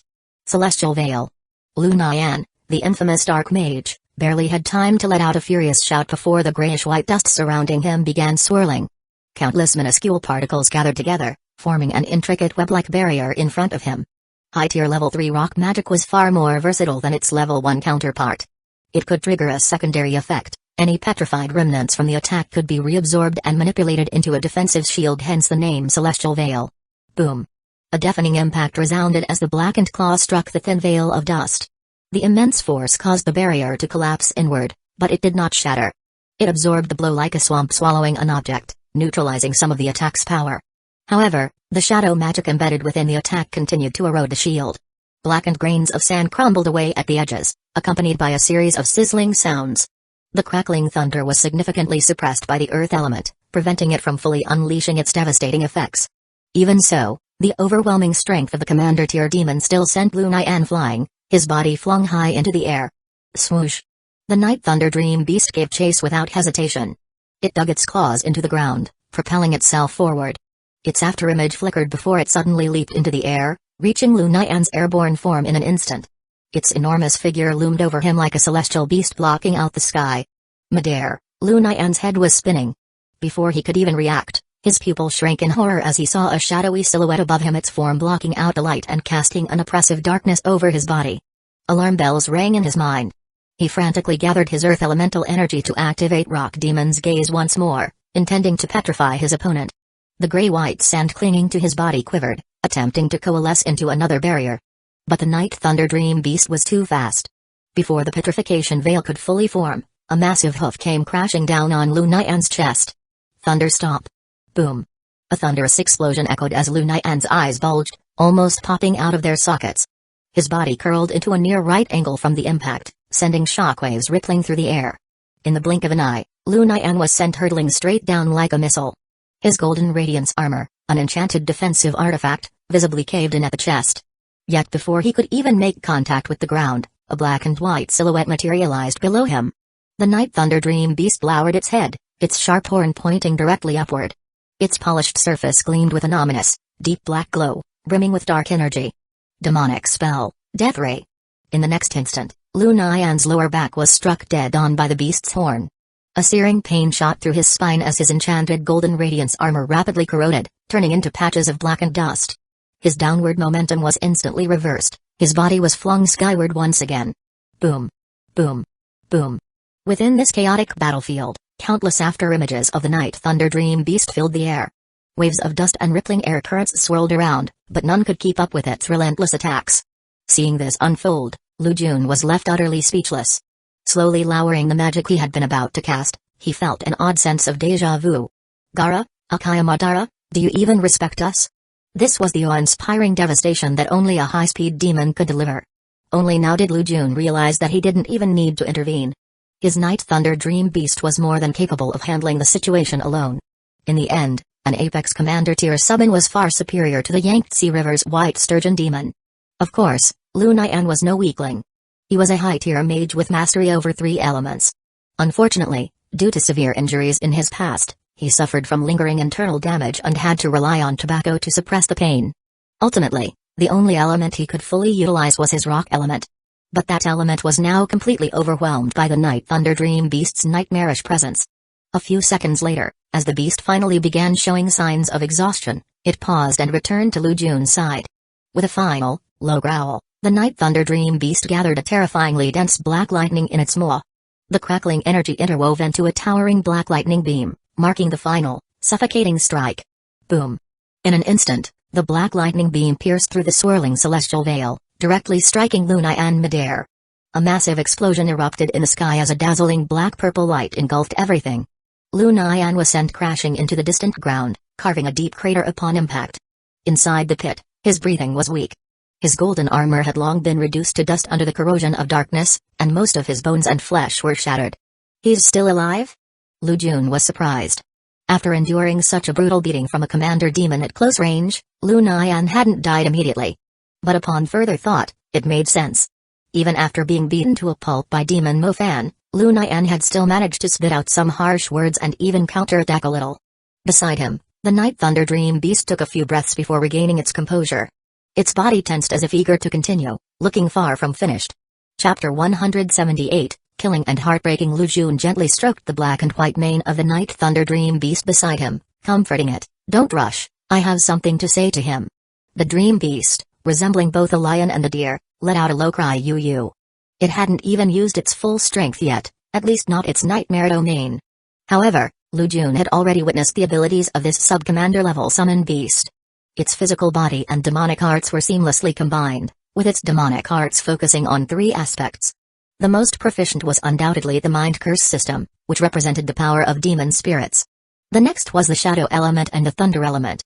The former was mainly used for shadow evasion and corrosion defense. No matter how strong an opponent's armor was, once corroded by darkness, it could easily be torn apart by sharp claws.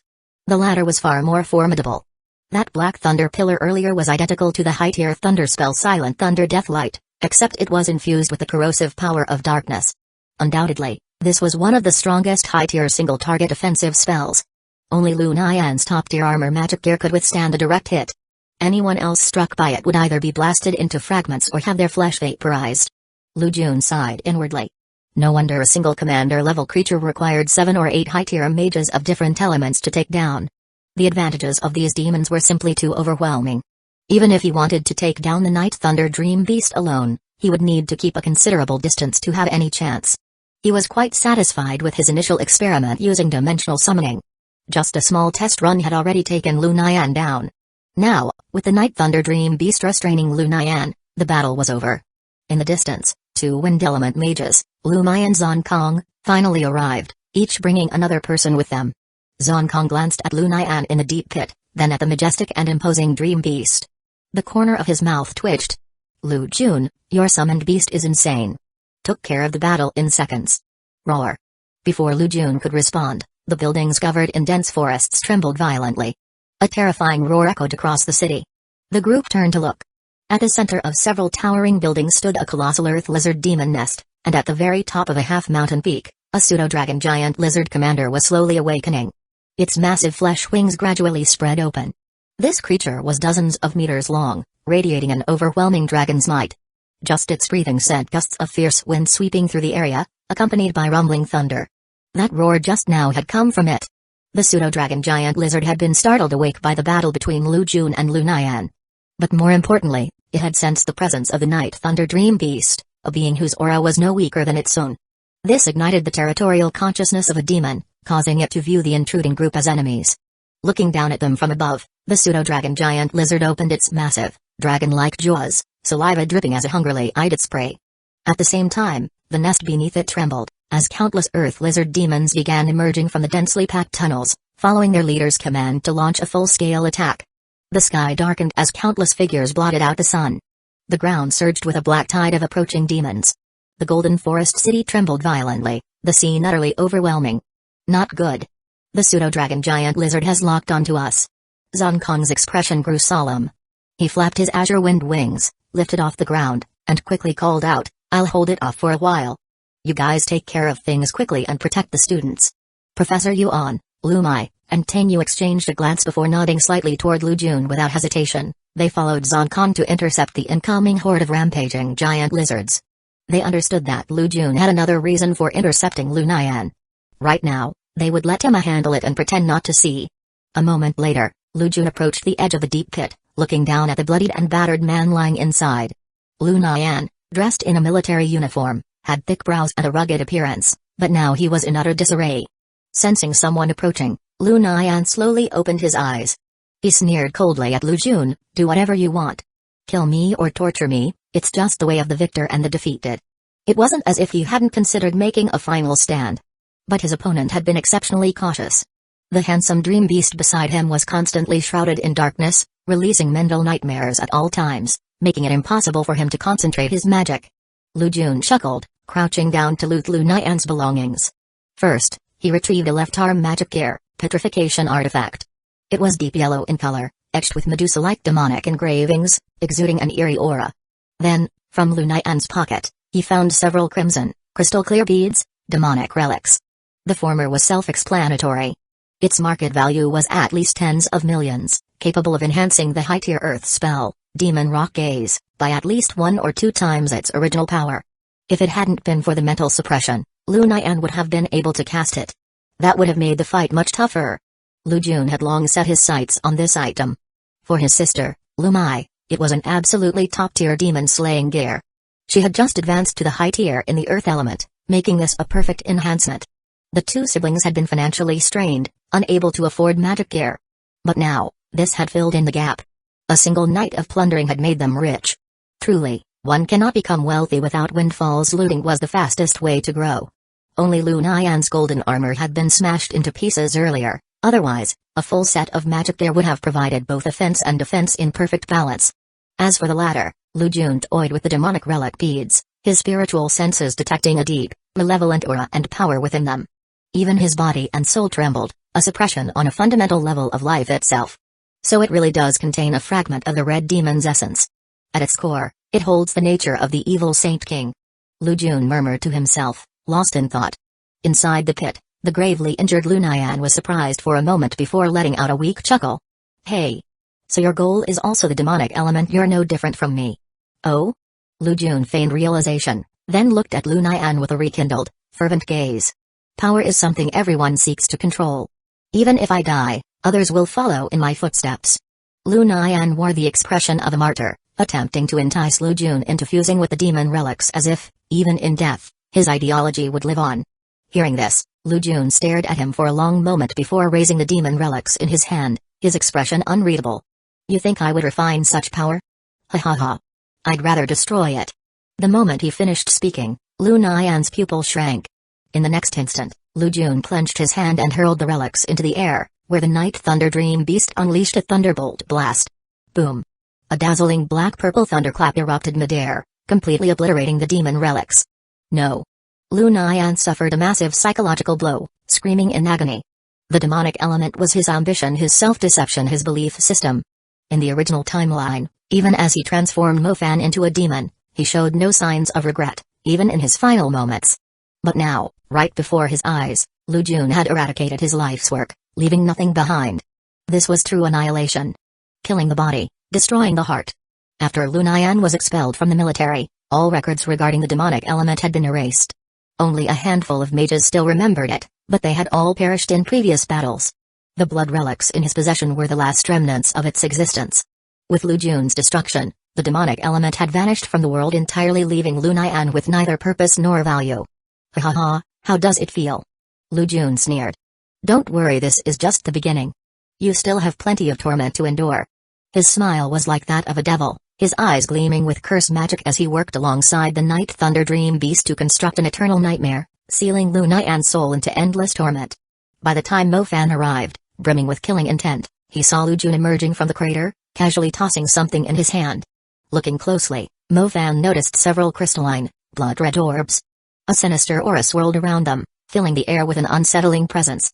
What is that? Mofan asked suspiciously, his eyes flashing with hostility. And where's that bastard? He dared to come after me?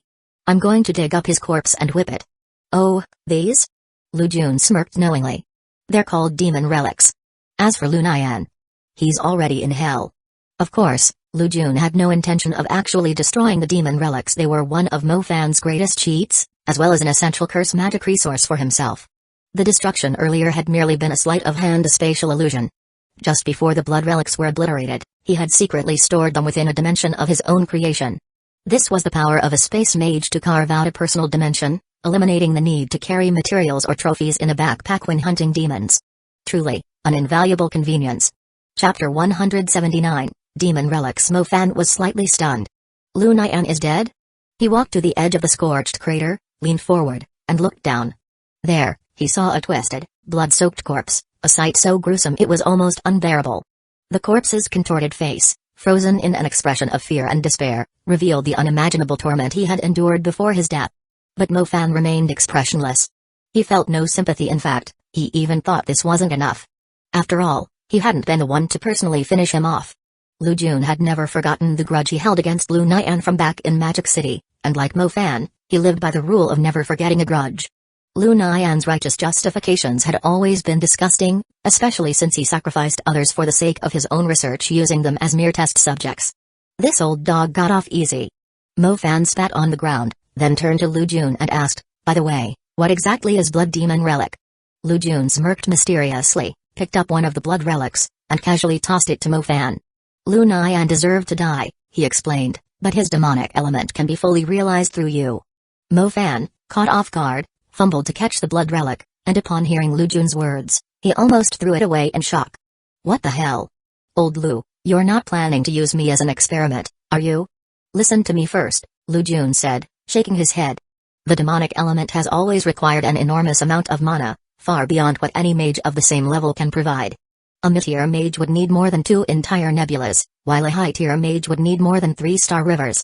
That's why no one has ever been able to sustain it. But you're born with dual elements. Your mid-tier magic has 4 nebulas, and your high-tier magic has 6 full star rivers. You have more than enough to sustain the blood relic. It's the perfect match for your magic. Hearing Lu Jun's persuasive tone, Mofan felt a chill run down his spine. He quickly waved his hands. Forget it. I'm not interested.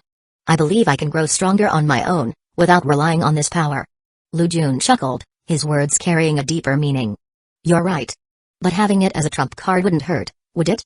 When the time comes, if you're ever pushed to the brink of death, you could use it like a heavenly demon disintegration technique. Mofan had been ready to throw the demon relic away, but after hearing this, he hesitated, then obediently put it away. That's true, he thought to himself. I'm handsome and strong, and a lot of people envy me. Having an extra trump card is always a good idea. Lu Jun then proceeded to explain the taboos of the demonic element. Once you transform, all your magic levels will drop by 1 tier, and you'll suffer from soul backlash. But, he added, if you stockpile enough demon essences in advance, you can easily counteract the backlash. The more Mofan listened, the more tempting it sounded. He suddenly realized this downside wasn't as bad as he had imagined. He had thought the transformation would turn him into a mindless monster, but it was actually manageable. Wait a minute. My little loach can collect demon essences effortlessly. Seeing Mo Fan deep in thought, Lu Jun added one last crucial piece of advice: when you reach high tier or even super tier, don't rush to awaken a new element. The demonic element should be your top priority. It will be invaluable to you in the future. Alright, I don't know if I'll ever use the demon relic, Mo Fan muttered, but I'll keep it for now. Though he still had some doubts, he agreed to hold on to it. Lu Jun said nothing more. He was certain that Mo Fan would eventually use it. Even if he resisted at high tier, he'd have no choice when he reached super tier. After all, without the demonic element, how could he have saved Zhongxiu in the ancient capital? How could he have rescued Xinxia in the Parthenon temple after the National Institute battle? Without the demonic element, Mo Fan wouldn't survive. It was destined that he would take this path. At the moment, aside from obtaining the demon relic for curse magic research, Lu Jun had only limited Mo Fan's early usage of it. After all, it would be a waste to unlock the demonic element just to kill Lu Nian, a mere nobody. Losing half a year of training and dropping a magic tier for that? Too big of a loss. In the original timeline, Mo Fan had demonized in Dongding Lake and had to spend 4 months recovering. Then he trained for 2 more months just to regain his former strength.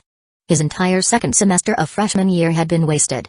Lu Jun reasoned that half a year was more than enough for Mo Fan, with his dual element advantage, to hunt demons and gather enough Star River vein. He should at least reach high tier before heading to the ancient capital. The original Mo Fan's growth trajectory was far from perfect.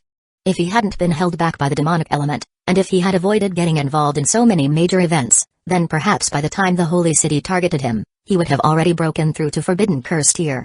Lu Jun put away the remaining demon relics and stopped paying attention to Mo Fan. His real objective had always been Lu Nian's demon relic. Mo Fan's timeline had simply been collateral damage, but since he could manipulate events, why not take advantage of the situation? A commander-level vampire's blood source combined with a demon relic. This would surely allow him to craft an exceptional curse material. Now, everything was prepared, only one piece remained. He still needed to advance his curse element to high tier, which required gathering a Star River vein. He had about 50 to 60 million on hand but still needed to hunt many more monsters. Coincidentally, Lu Jun looked toward the battlefield in the city center. Between the towering skyscrapers, thunderous explosions rang out continuously. Brilliant streaks of high-tier magic illuminated the battlefield. With every strike, hundreds of earth lizard beasts were crushed into pulp. Meanwhile, Lu Mai and Zon Kong, 2 powerful high-tier wind mages, were engaged in aerial combat against a commander-level pseudo-dragon. Mo Fan also witnessed this scene. The overwhelming tide of lizards surged forward, yet the 4 high-tier mages held the line, preventing them from advancing. It was a sight that left him deeply shaken. Lu Jun turned to Mo Fan, smirking mysteriously. A single tribe isn't something a mid-tier mage can handle. You should leave Jinlin Wild City for now. Remember to capture Lu Zhang alive on your way out. He'll serve as evidence of Lu Nian's crimes. I have a use for him. When the time comes. Hee. The Imperial Capital Academy, which oversaw this training exercise, will have to take responsibility for this mess. Mo Fan's eyes lit up, like a cat that had just stolen a fish, and he grinned slyly. Oh, I see, we're gonna extort the Imperial Capital. A fat compensation payout for mental distress. And property damage. Oh, and let's not forget the military should pay up too. The 2 of them were cut from the same cloth, both dual-element mages, both always broke, and both experts at squeezing money out of every opportunity. They nodded in agreement, sealing the deal. A moment later, Mo Fan vanished into the shadows, using shadow escape to leave the battlefield. Lu Jun fixed his gaze on the battlefield ahead. He summoned his Night Thunder Dream Beast, preparing to join the battle. Buzz. Buzz. Buzz. He drew his black gold dragon pattern sword.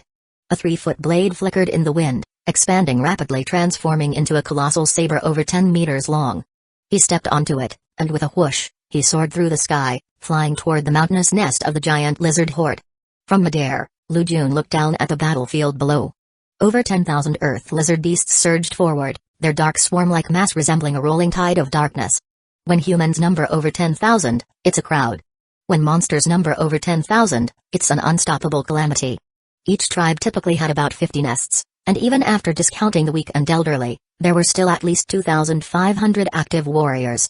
But a commander-level pseudo-dragon had far greater influence than ordinary white sturgeon demons or vampires. Its call had rallied over 10,000 monsters. That was the real challenge in hunting commanders and monarchs. One had to eliminate their minions before striking at the heart of the beast. He caught a glimpse of his Night Thunder Dream Beast, its form melting into shadows, creeping along the rocky cliffs toward the false dragon's lair. Upon reaching the nest, its nightmare domain expanded, locking into a deadly stare-off with the massive, dozens of meters-long pseudo-dragon. A large horde, huh? A water mage like me isn't afraid of numbers. Lu Jun's aura flared powerfully. A surge of water vapor erupted from his body, soaring into the sky.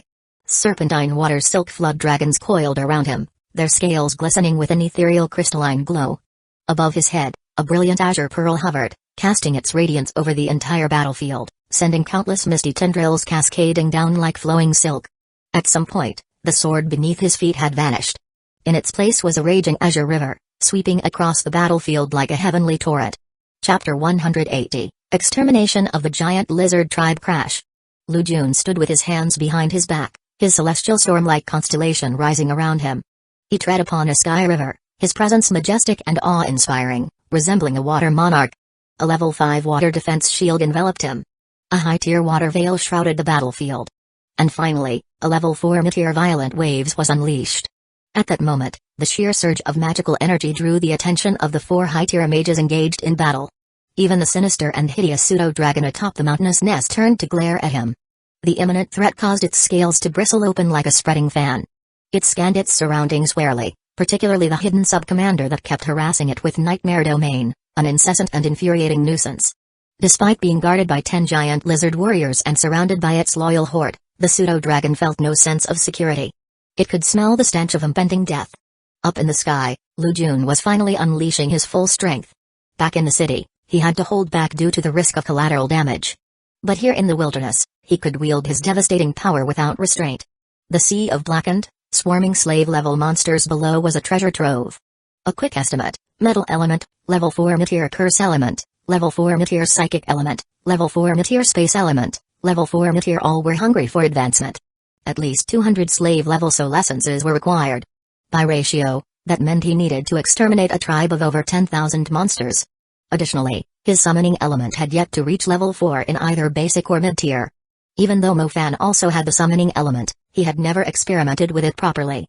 But Lu Jun planned to test it himself.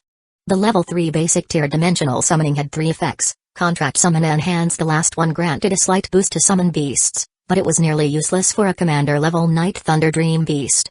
He wondered if level 4 basic tier would bring a new slot, perhaps an additional contract slot. Either way, he needed an absurd amount of soul essences to fill his bottomless abyss of demand. Rumble. As these thoughts raced through Lu Jun's mind, he focused and swung his fist forward. Beneath his feet, the vast sky river surged forth like a 3,000-foot waterfall. A raging torrent of destruction swept through the ruins of the wild city, engulfing an entire street. Buildings collapsed, and hundreds of earth lizard beasts were swallowed whole, dragged along by the raging current. The once crystal-clear waters were quickly stained crimson with blood, while countless blackened corpses bobbed to the surface. A battlefield of corpses, a river dyed in blood. Though he had yet to reach that legendary level, this was a glimpse of that power. From above, the swarming tide of black had been carved apart, leaving a striking azure ravine in its wake, a testament to the devastating power of the spell. Lu Mai, Zon Kong, and the other high-tier mages were shocked. When it came to large-scale destruction, water mages reigned supreme. The sheer force of impact made the giant lizards trample over their own ranks, crushing one another beneath the onslaught. Boom. Boom. Boom. Lu Jun's sky river did not stop. Punch after punch, wave after wave, the water domain expanded. Countless azure strands of light devoured demonic energy, gradually darkening into a deep blue abyss. One after another, raging sky rivers plummeted like soaring flood dragons, tearing apart a landscape. Entire buildings and skyscrapers collapsed, dust clouds billowed, and tidal waves surged over 30 meters high. The giant lizard beasts were drowned in waves of destruction, their agonized wails reverberating across the heavens, an endless symphony of despair. The intertwining floodwaters formed a massive lake, submerging the battlefield several meters deep. The raging currents soared to over 30 meters, sweeping away everything in their path. At this point, Zon Kong and Tang Yu had stopped using high-tier fire magic, fearing they might disrupt Lu Jun's momentum. But the commander-level pseudo-dragon had witnessed enough. Seeing its followers dying for nothing, it erupted with fury. Its massive flesh wings began to beat violently, preparing to take flight and charge at Lu Jun, determined to interrupt his terrifying spell. However, the Night Thunder Dream Beast would never allow it. Like a phantom, it emerged from the sea of beasts, its dark pupils glistening with a sinister gleam. An overwhelming surge of mental energy burst forth, locking its gaze onto the pseudo-dragon. Buzz. Buzz. Buzz. The evil dragon stiffened. Its massive body froze in place at the top of the nest. Sensing an assassin's ambush, the surrounding giant lizard warriors let out bloodthirsty roars, their colossal frames thundering toward the central formation where the stag-like Night Thunder Dream Beast stood. Despite its commander-level power, the Night Thunder Dream Beast had relatively low physical defense. At this moment, it was fully focused on suppressing the pseudo-dragon, meaning if it was surrounded and bitten, the consequences would be severe. Fortunately, Tangyu reacted swiftly. She let out a clear, commanding shout, "Sovereign Night Domination!" Tangyu's sharp instincts kicked in as she vanished into the shadows, slipping into the heart of the giant lizard horde. At the critical moment, she struck a dense surge of black mist erupted, blotting out the sky and shrouding the mountain nest in darkness. The thick, corrosive fog carried an ominous chill. Night had fallen. This was a perfect countermeasure. The Night Thunder Dream Beast, a sinister, shadow-infused creature, would be greatly empowered under sovereign night domination. Its nightmare domain would expand explosively, and its shadow escape would become limitless. High-tier shadow magic was, in itself, a domain-level ability. With two domains overlapping, its power was unrivaled. And the assault didn't stop there. Professor Yuan acted in silence, coordinating with Lu Jun to flood the battlefield with raging tides while simultaneously using sound magic to distract the pseudo-dragon. With three top-tier powerhouses moving in unison, the commander-level pseudo-dragon and its warlords were all tied down. Lu Jun was free to rampage. His Water Star River's magical energy was immense, capable of unleashing dozens of raging tides without exhausting itself. Moreover, his water-repelling bead stored an extra reservoir of energy, and he was itching to push it further. 100 waves stacked together, nearly 20-fold amplification. Boom! Lu Jun descended like a divine entity, unleashing wave after wave of oceanic destruction. The range of devastation expanded beyond rivers, morphing into a torrential sea capable of shifting mountains and reshaping the land. A vast lake materialized out of thin air, swallowing the heart of Jinlin City, dragging over 10,000 earth lizard beasts into its depths. At the same time, Mo Fan and a group of elite students, escorting Lu Zhang out of the city, found themselves caught in the chaos. The urban forest trembled, and monsters fled in terror, desperate to escape the 50-meter tidal wave surging outward. As they ran, they couldn't help but look back, their eyes widening at the celestial figure of Lu Jun, looming like a river deity over the battlefield.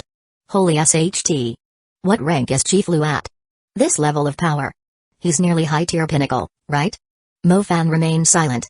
He was stunned, but having witnessed it many times, he had begun to grow accustomed to it. It was about time to hit the books when they got back to school. Shortly after, Lu Jun's Water Star River finally ran dry. Even his water-repelling bead had dimmed. He took a deep breath, gazing downward. The flooded Jinlin City, the scattered corpses, the eroded mountain nest, all crumbling beneath the unrelenting tides. He nodded in satisfaction. This massacre had claimed 3,000 slave-level giant lizards. Don't underestimate this figure. Even an execution squad couldn't eliminate enemies this fast. Water was the softest element. Yet, once it gained momentum, it became an unstoppable force, its destructive spectacle unmatched.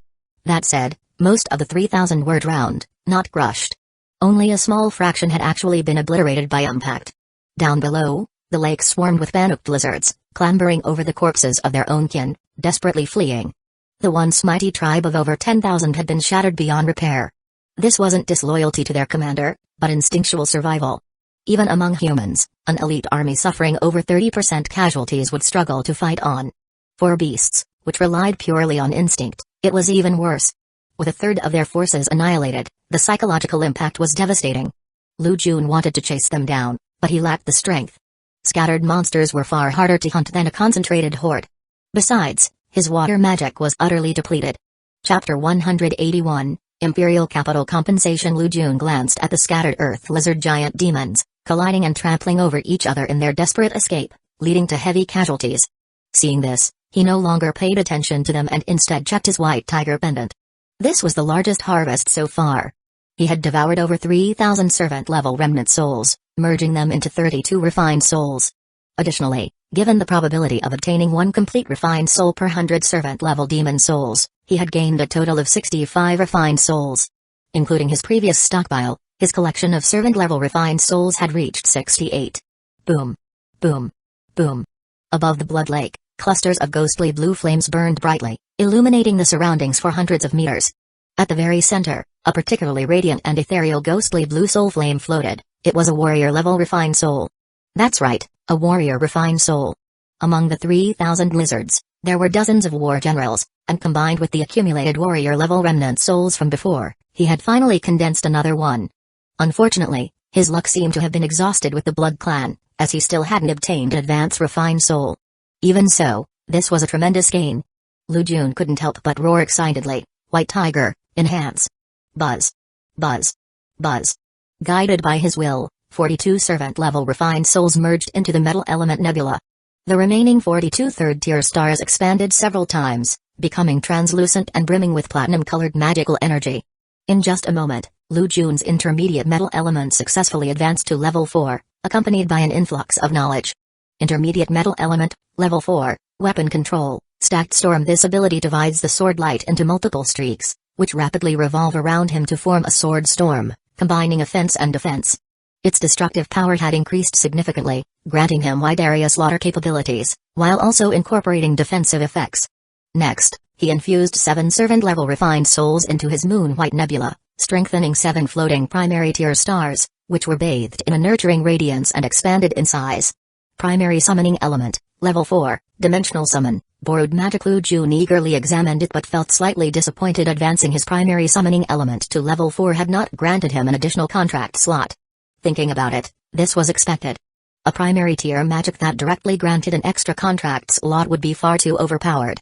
Otherwise, summoners across history would have prioritized upgrading it at all costs. Some summoners have reached level 4 through innate talent or rare conditions, he mused, but not a single case exists of someone reaching primary level 5. I should try upgrading it later just to see what happens. He wasn't thinking too deeply about it, just curious about its effects. Since he had the White Tiger pendant and a surplus of warrior-level refined souls, he might as well test it.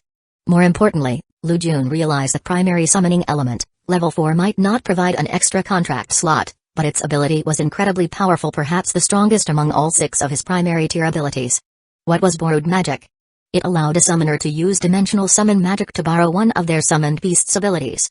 Lu Jun could now select one ability from his Nightmare Thunder Dream Beasts skill list and permanently integrate it into himself, enabling him to cast it using summoning elemental energy. As his summoned beast's strength increased, this effect would only become more terrifying. For most people, borrowing magic from a servant-level or warrior-level beast would yield mediocre results, providing summoners with only basic self-defense techniques. But for Lu Jun, the situation was vastly different. His Nightmare Thunder Dream Beast was a commander-level great demon.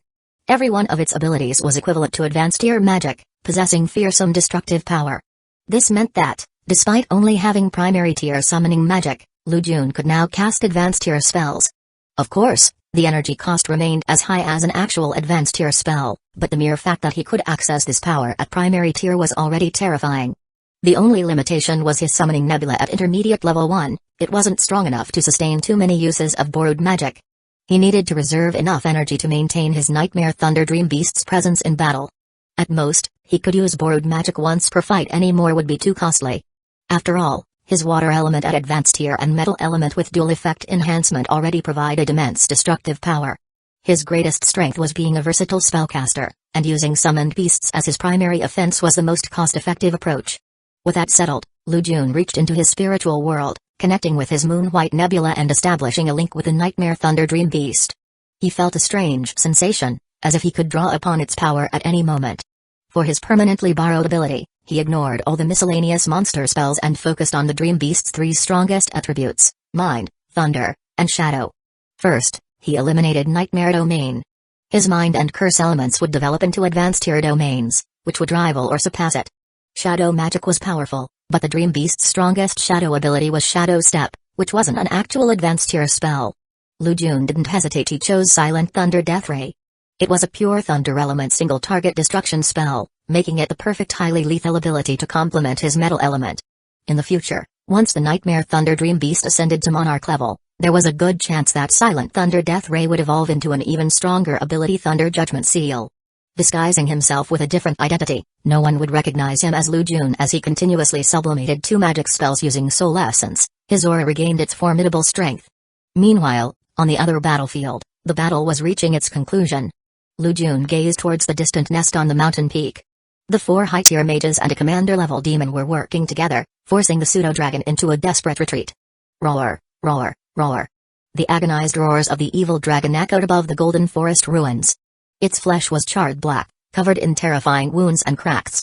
Its once impenetrable scales had been corroded by darkness, turning an ashen gray as tendrils of black mist rose from its body. This was the combined work of wind, fire, and shadow elements. One had to admire the vitality of dragon species. Even with more than half its body rotting away, it could still move. The beast attempted multiple times to flap its enormous wings and escape, but the Night Thunder Dream Beast manipulated its mind, dragging it back down. Furthermore, sound and shadow magic restrained it, until finally, both of its wings were broken, leaving it as nothing more than a lamb waiting for slaughter. Seeing how difficult it was for the group to wear down the dragon's vitality bit by bit, Lu Jun frowned. Buzz, buzz, buzz. The next moment, he activated his Star River, unleashing his metal element magic. The black gold dragon mark sword beneath his feet trembled and split into 14 flying swords, which turned into streaks of dark light and shot forth. The swords encircled the pseudo-dragon, weaving through the air, activating the magnetized doom effect. Threads of gray-white energy gathered between heaven and earth, metal particles, deathly calamity aura gradually forming a terrifying storm of blades. It was like a sky-piercing pale tornado. Everyone instinctively retreated, sensing the chilling, skin-piercing sharpness in the air. The howling winds carried a faint platinum glow, and just inhaling caused pain in their lungs. Boom.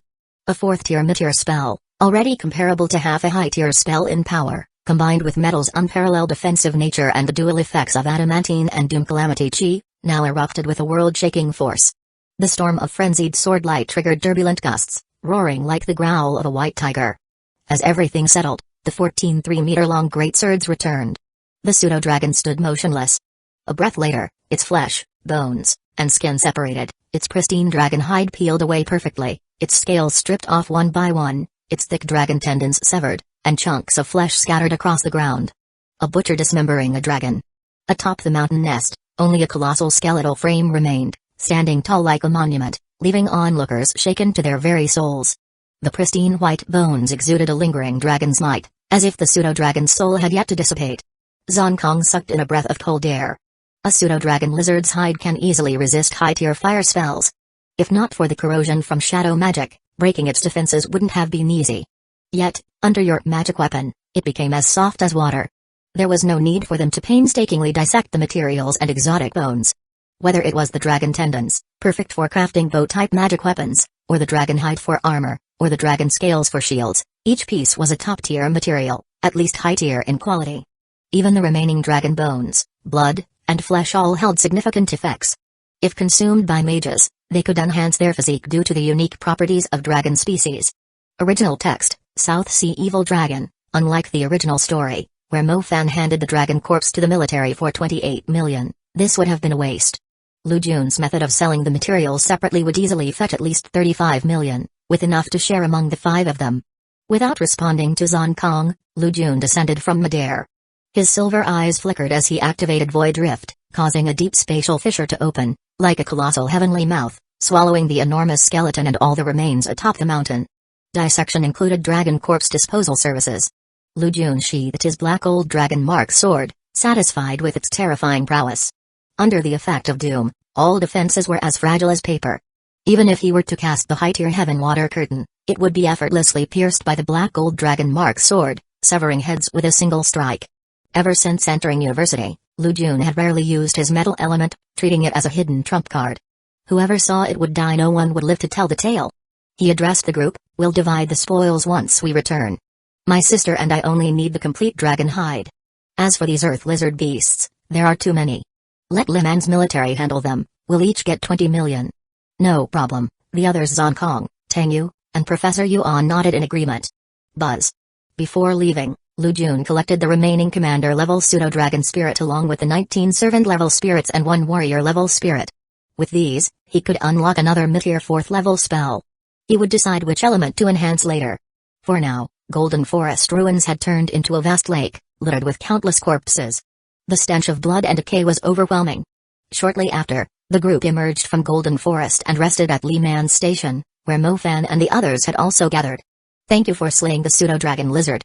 That beast had been lurking around Dongding Lake, posing a severe threat to nearby cities. Liman expressed his gratitude and added generously, "The corpse materials won't be an issue. We'll purchase them at market value." Not long after, Lu Jun, Lu Mai, and the others each received a 20 million transfer to their accounts. Everyone was elated, especially Lu Jun and Lu Mai. Their previous savings had now reached 100 million, enough for a Star River vein. Not lingering long in Golden Forest, the group parted ways. Zhang Kong and Lu Zheng headed to the military to file complaints. Tang Yu returned to Hangzhou's Judgment Council.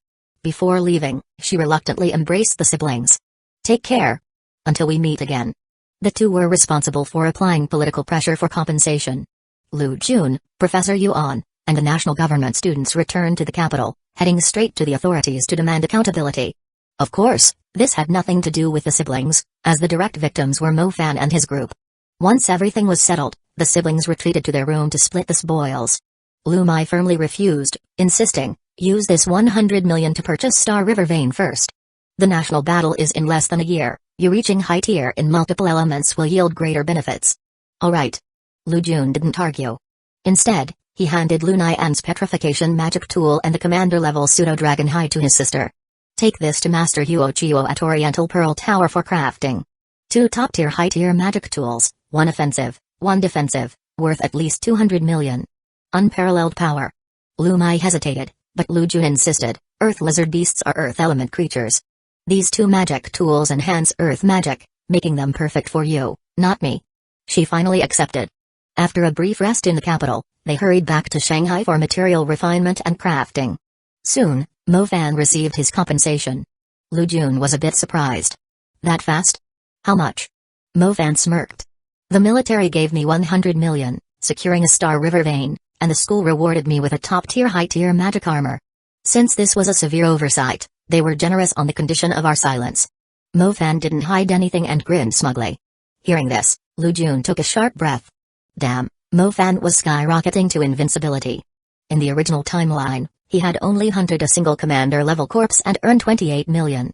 Compared to now, in just a few months, Mo Fan might reach the high tier in 1 element, and he wouldn't lack fire element spirit seeds or anything else. Don't forget, Mo Fan was going to challenge the fire school ranking soon. He didn't even need to take first place, just making it into the top 10 would be enough. After a few months, he could gather a top-tier fire spirit seed. That meant he wouldn't even need to spend a 100 million on purchasing a Star River vein. This made Lu Jun almost wish he could switch places with him. Unfortunately, Lu Nian wasn't that foolish and wouldn't turn against him.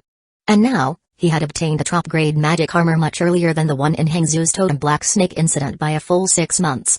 This was actually good news. Given Tang Yu's now distant relationship with Mo Fan, the future Totem Black Snake incident likely wouldn't involve him. Master Hodo's prices were outrageously high, so that armor wouldn't have had a chance to fall into his hands. How will they deal with losing? Lu Jun thought of him and asked. He didn't want to leave behind any loose ends that could come back to bite him later. If the military didn't take action, he had already made up his mind he would use a curse and assassinate him in secret. Fortunately, Mo Fan's response satisfied him. The military has decided to execute Lu Zheng.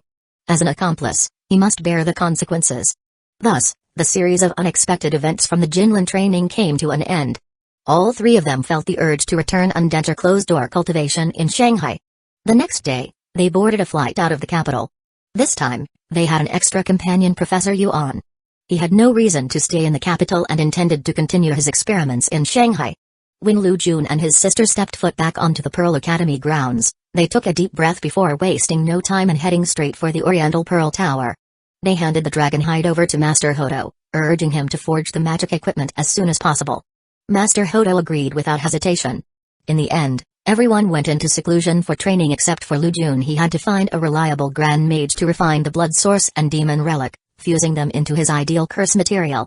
Chapter 182, Earth Dragon Scale Armor. A few days after returning to Magic City and taking a break, Lu Jun began thinking about where to find reliable people to craft the cursed substance.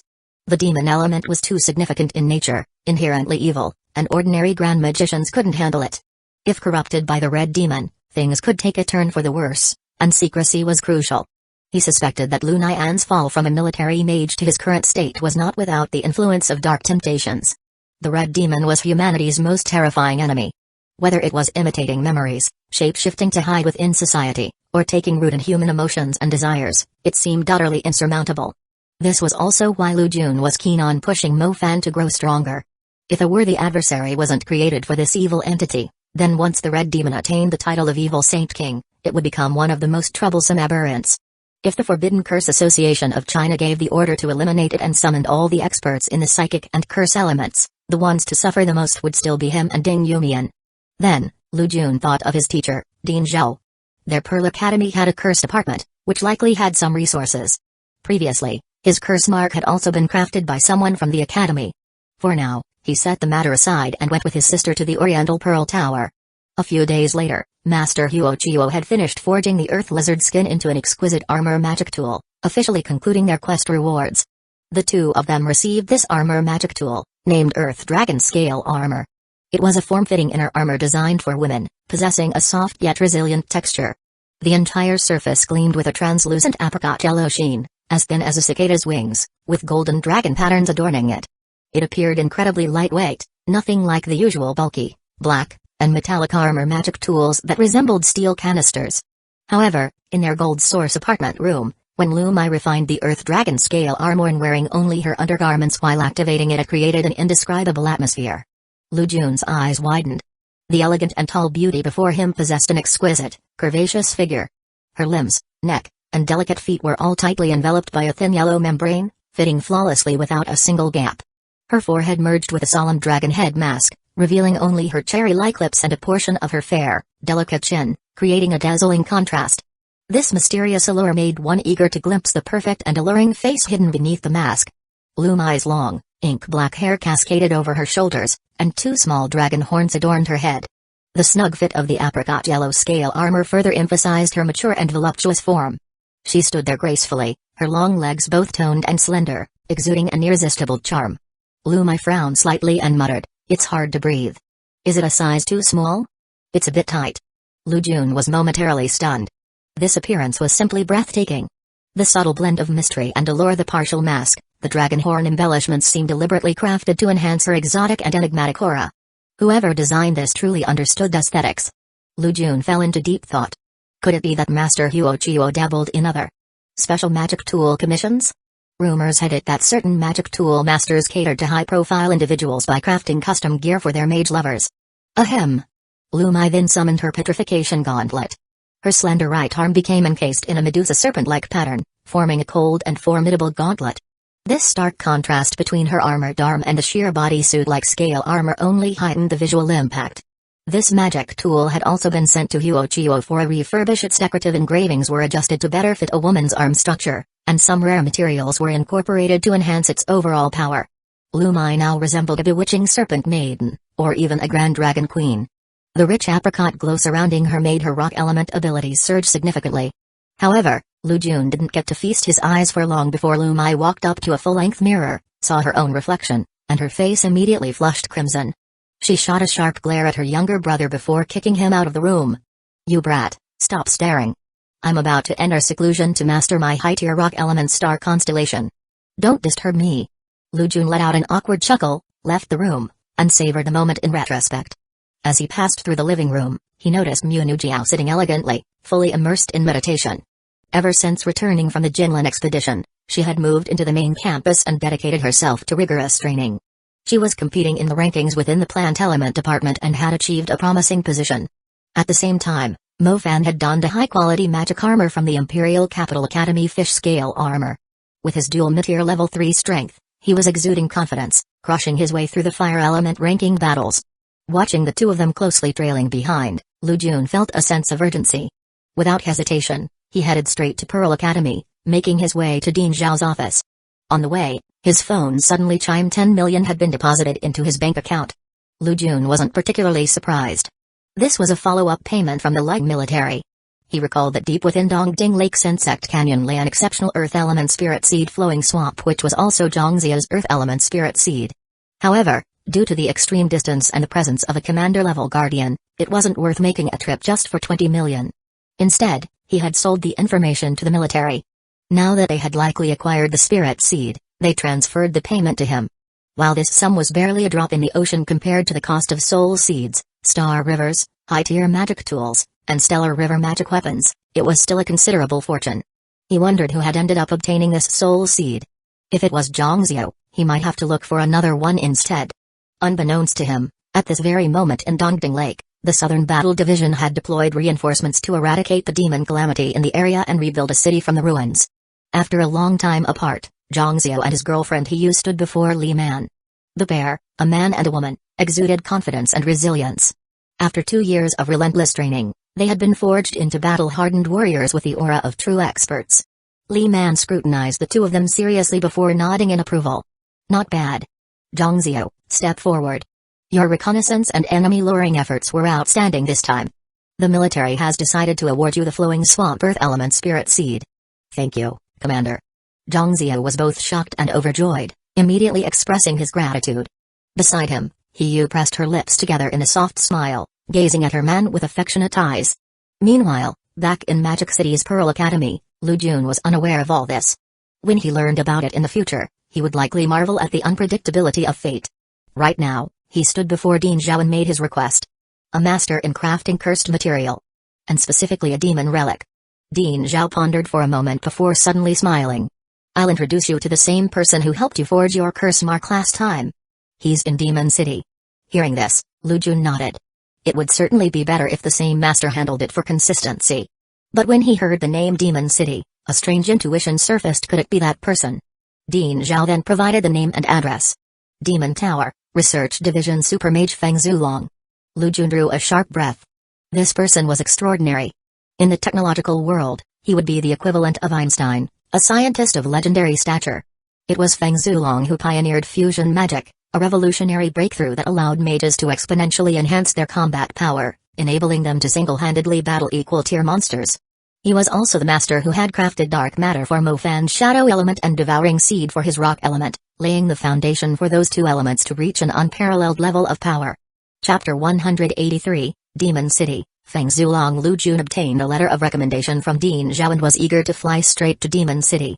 Before leaving, his teacher reminded him, when you return, remember to participate in the chairman selection tournament. With your strength, sweeping the top seats of the other academies will be effortless. By then, you'll directly secure a nomination ticket from the National Institute. This way, you won't have to go through the tedious nomination matches. Hearing this, he was slightly stunned but nodded in acknowledgement.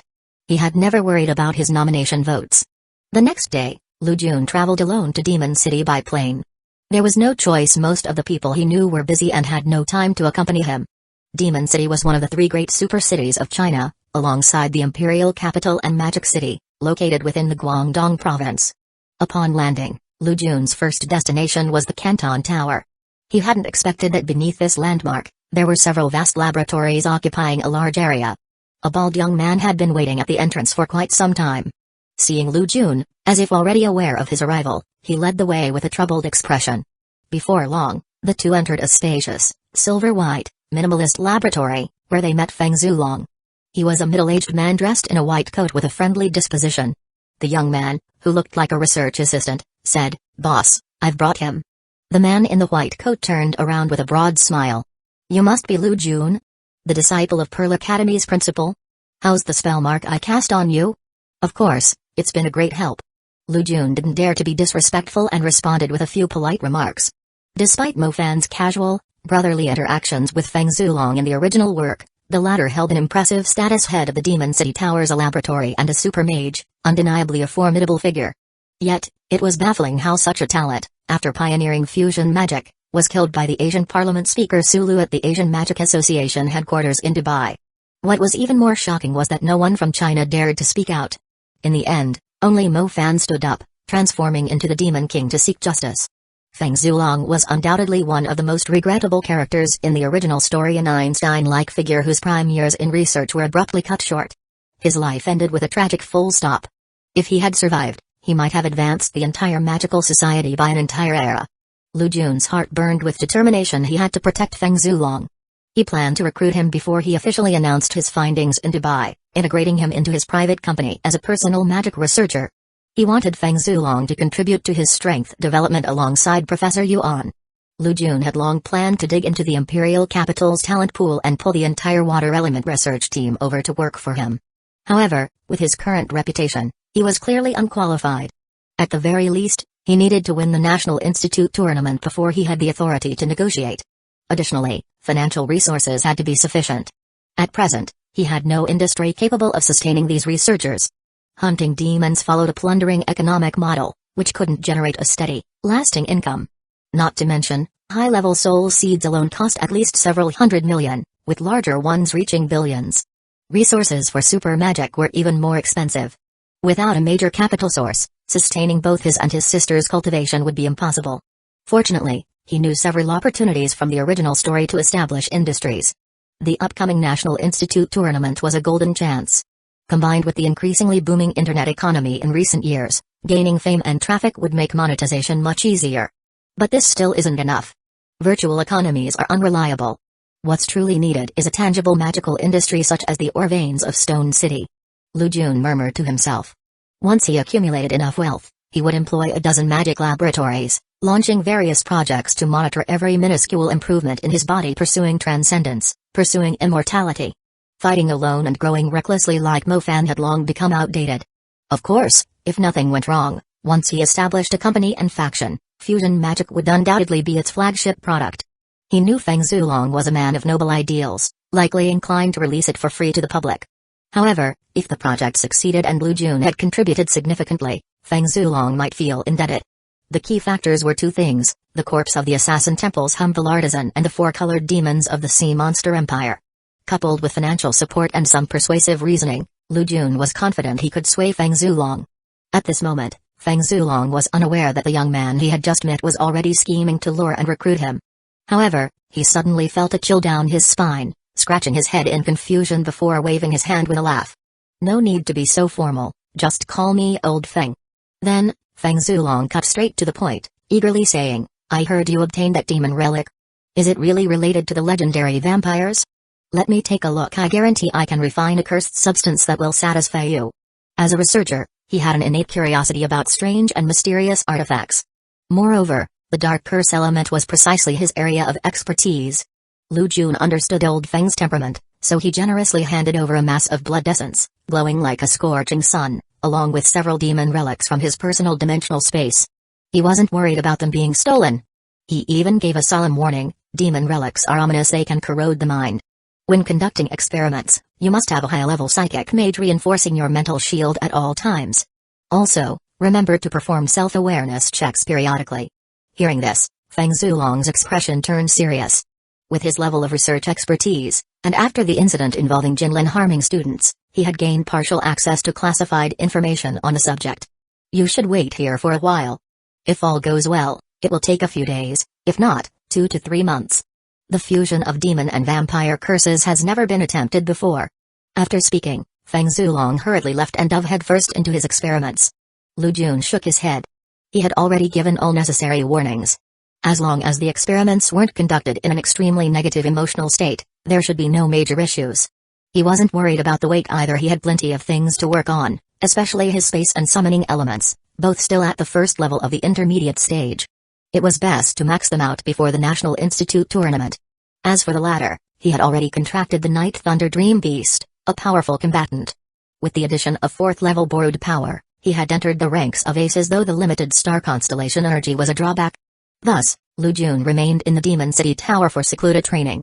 The environment here was excellent, with high magical energy density, making cultivation notably faster. Time passed swiftly, and 3 months went by in a flash. The second semester of Pearl Academy's first year was more than halfway over. Originally, Mofan and Jinlin's half-year training had set them back significantly. Now, however, all 4 of Mofan's elements had reached completion. He was preparing to enter seclusion and break through to the advanced level, after which he would challenge the fire element's chief, Ding Yumian. That's right, Ding Yumian had been growing rapidly without holding back. She had successfully advanced to the advanced level in fire magic. Not long ago, she used her psychic element to defeat the former chief, Dongfeng Lai, securing the top position. For the past few months, the Fire Institute had been a whirlwind of competition, with numerous talents emerging and challenging one another. Meanwhile, Lu Jun's elder sister, Lumai, residing in the Jinyuan apartments, had successfully mastered her Earth Element's star constellation. She could now independently cast the advanced spell, Eye of Rock Demon. Through all of this, Lu Jun had remained far from Pearl Academy, paying no heed to the outside world. He was immersed in cultivation, and his strength had significantly improved. Chapter 184, Blood Abyss Curse Mark Canton Tower. Lu Jun had been in seclusion for 3 months. Under the nourishment of the White Tiger Pendant, Both his summoning and space elements progressed smoothly, advancing to intermediate tier, level 2. To be fair, advancing 2 minor ranks within a few months was already an impressive feat for an ordinary intermediate mage. The effect of summoning, contract summon, level 2, did not change much. Summon was based on a life bond, allowing the mage to instantly recall their summoned piece to their side within a certain range, protecting the summoner. In a way, this could also be considered a form of spatial magic. As for space, dimensional rhythm, delay, level 2, it was an extremely practical spell. It could slow down all incoming magical attacks, as well as mages and monsters.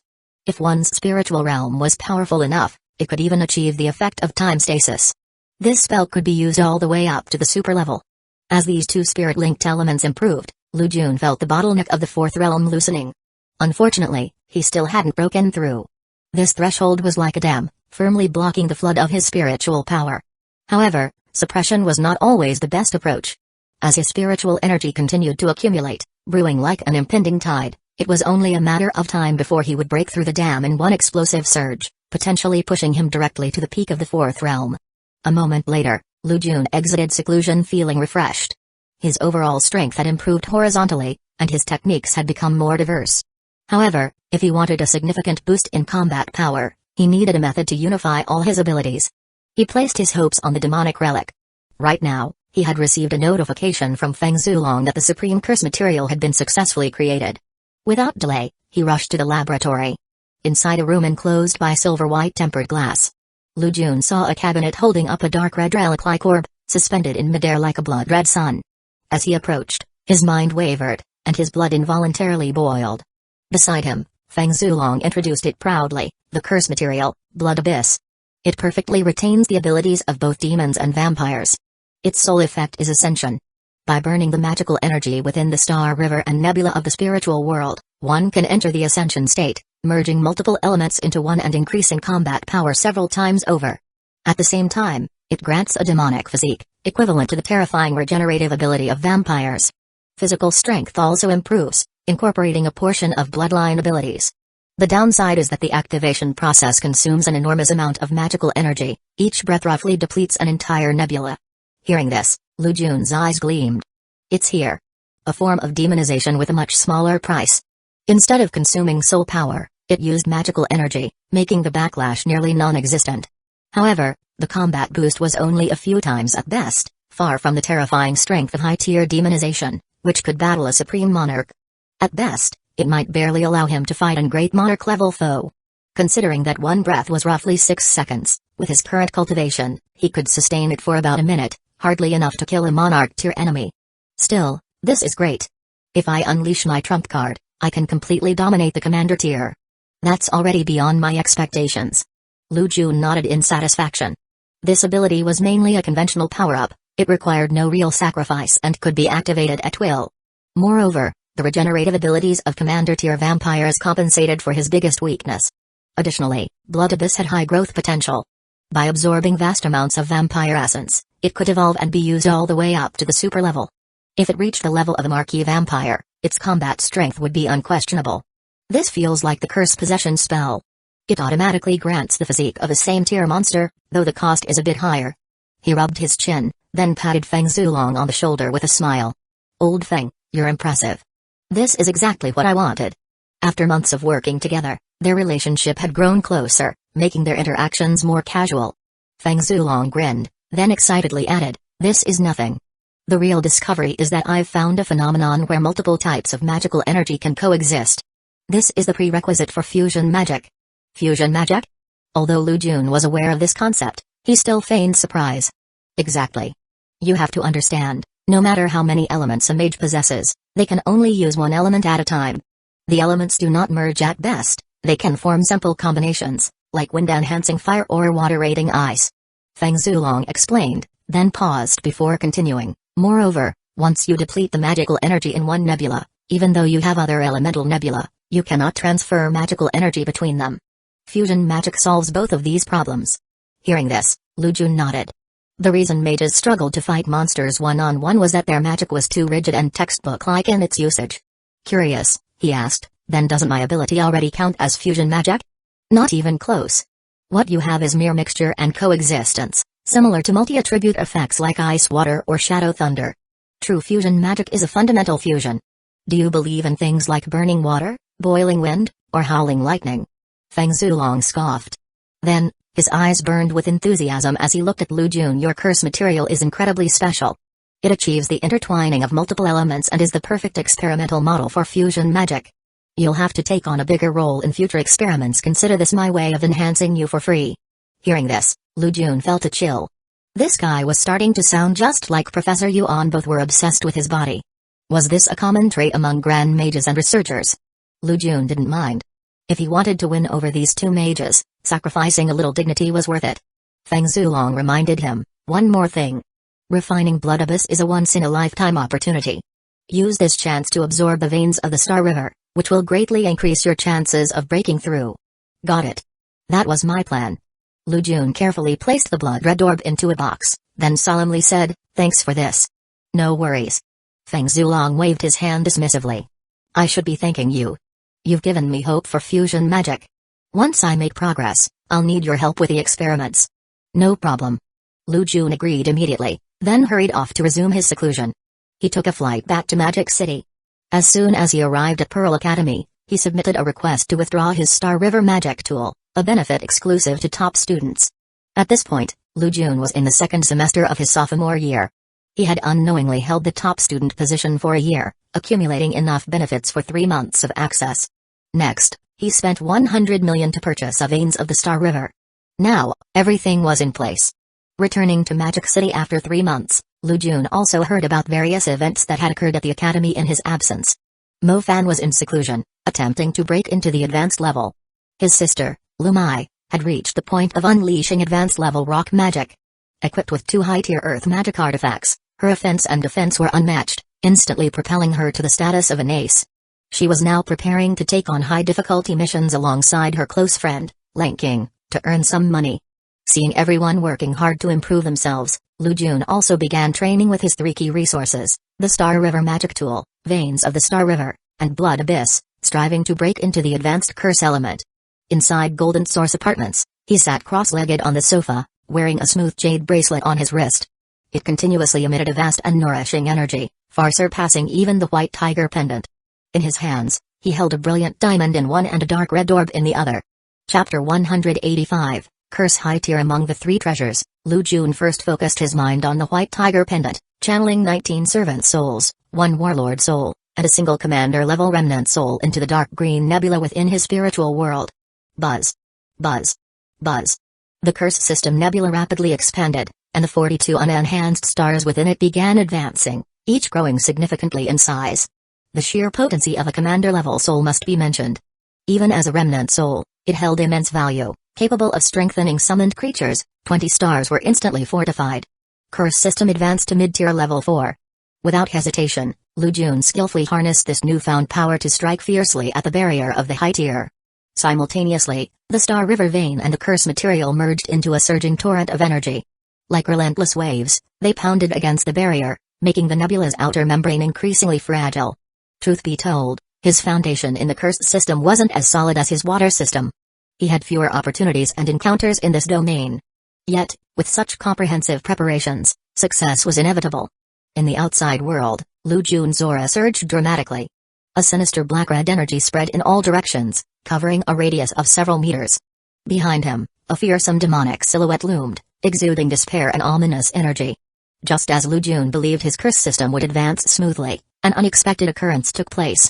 Roar. Roar. Roar. For some unknown reason, the white tiger pendant on his chest reacted violently. It seemed to have sensed the unique presence of the curse material, Blood Abyss, and was provoked into awakening. The dormant white tiger came to life, emitting a series of deep growls.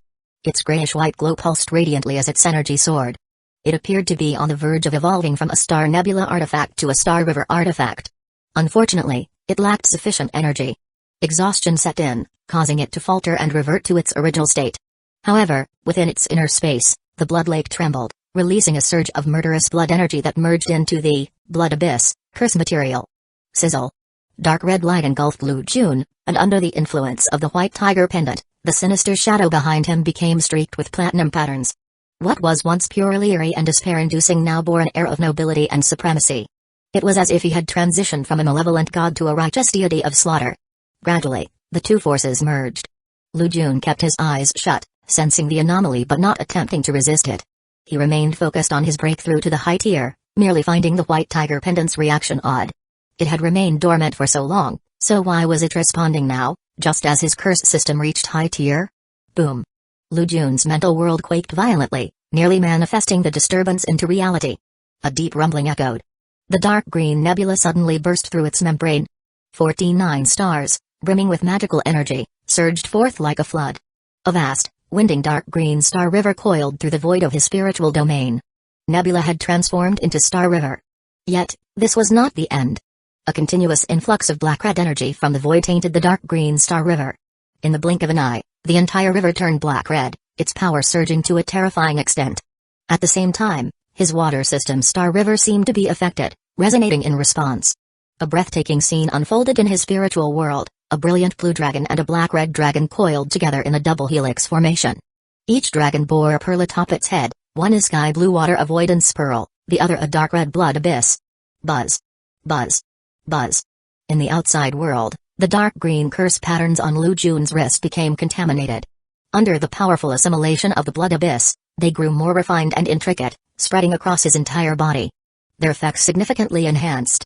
His second-stage corruption explosion's power drastically increased, now incorporating the blood curse of the Blood Clan, alongside serving as a medium for casting blood magic. From this moment on, his curse material should be called Blood Abyss Curse Seal.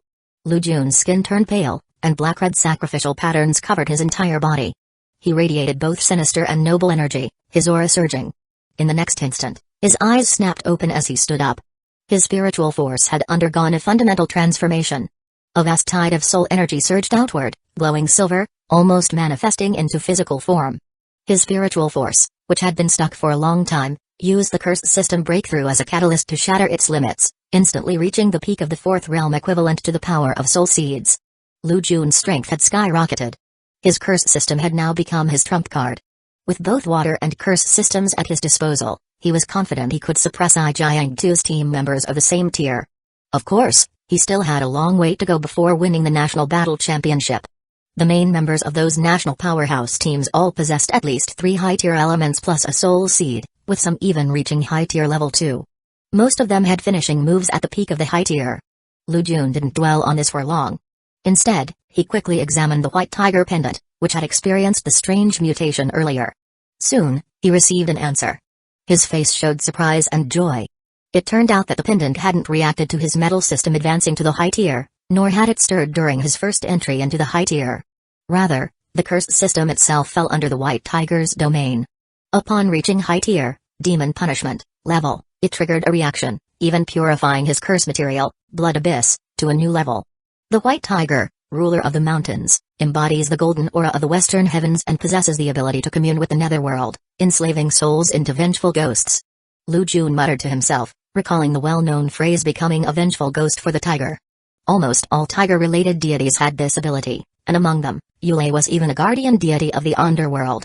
The ability to capture souls corresponded to the mind systems, soul captivation and mind control, while communing with the netherworld aligned with the curse systems, demon punishment. In the magical world, the Dark Plane was likely the equivalent of the traditional underworld.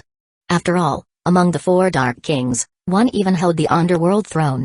Additionally, whether it was the mid-tier evil spider trap or the high-tier demon punishment, the curse system fundamentally involved sacrificing magical energy to the Dark King, who in turn dispatched creatures such as devouring soul evil spiders and vengeful phantom specters to obey their summoner. In a way, this was essentially summoning curse spirits. However, with the white tiger pendant's transformation of his curse element, Lu Jun no longer needed to make deals with the Dark King. Instead, he could refine a high-quality soul himself to create a vengeful ghost. Whenever he cast demon punishment, the vengeful ghost's curse would descend, a power fully belonging to him. The future held limitless possibilities. After all, mass-produced ghost creatures couldn't compare to personally crafted ones. Even better, spirits refined into demon punishment retained high intelligence, eliminating the need for a mage to manually control them. Lu Jun was thrilled. However, refining human souls into cursed specters was completely unacceptable in magical society. It was classified as forbidden sorcery. Likewise, he wouldn't use it recklessly against ordinary people or even common criminals. It would disrupt the natural order. Moreover, Most souls were unqualified for the process. Lu Jun felt a tinge of regret. If his curse element had reached high tier earlier, perhaps Lu Nian's soul would have barely met the requirements, an evil spirit at the peak of high tier. But there was no point dwelling on it. Lu Nian's soul had already been annihilated. He fell into deep thought. For demon punishment, the best choice was to refine the soul of a mage with strong spiritual power. This would determine its future potential. If he reached the super tier and nurtured it over time, his vengeful ghost might even attain monarch-level combat strength.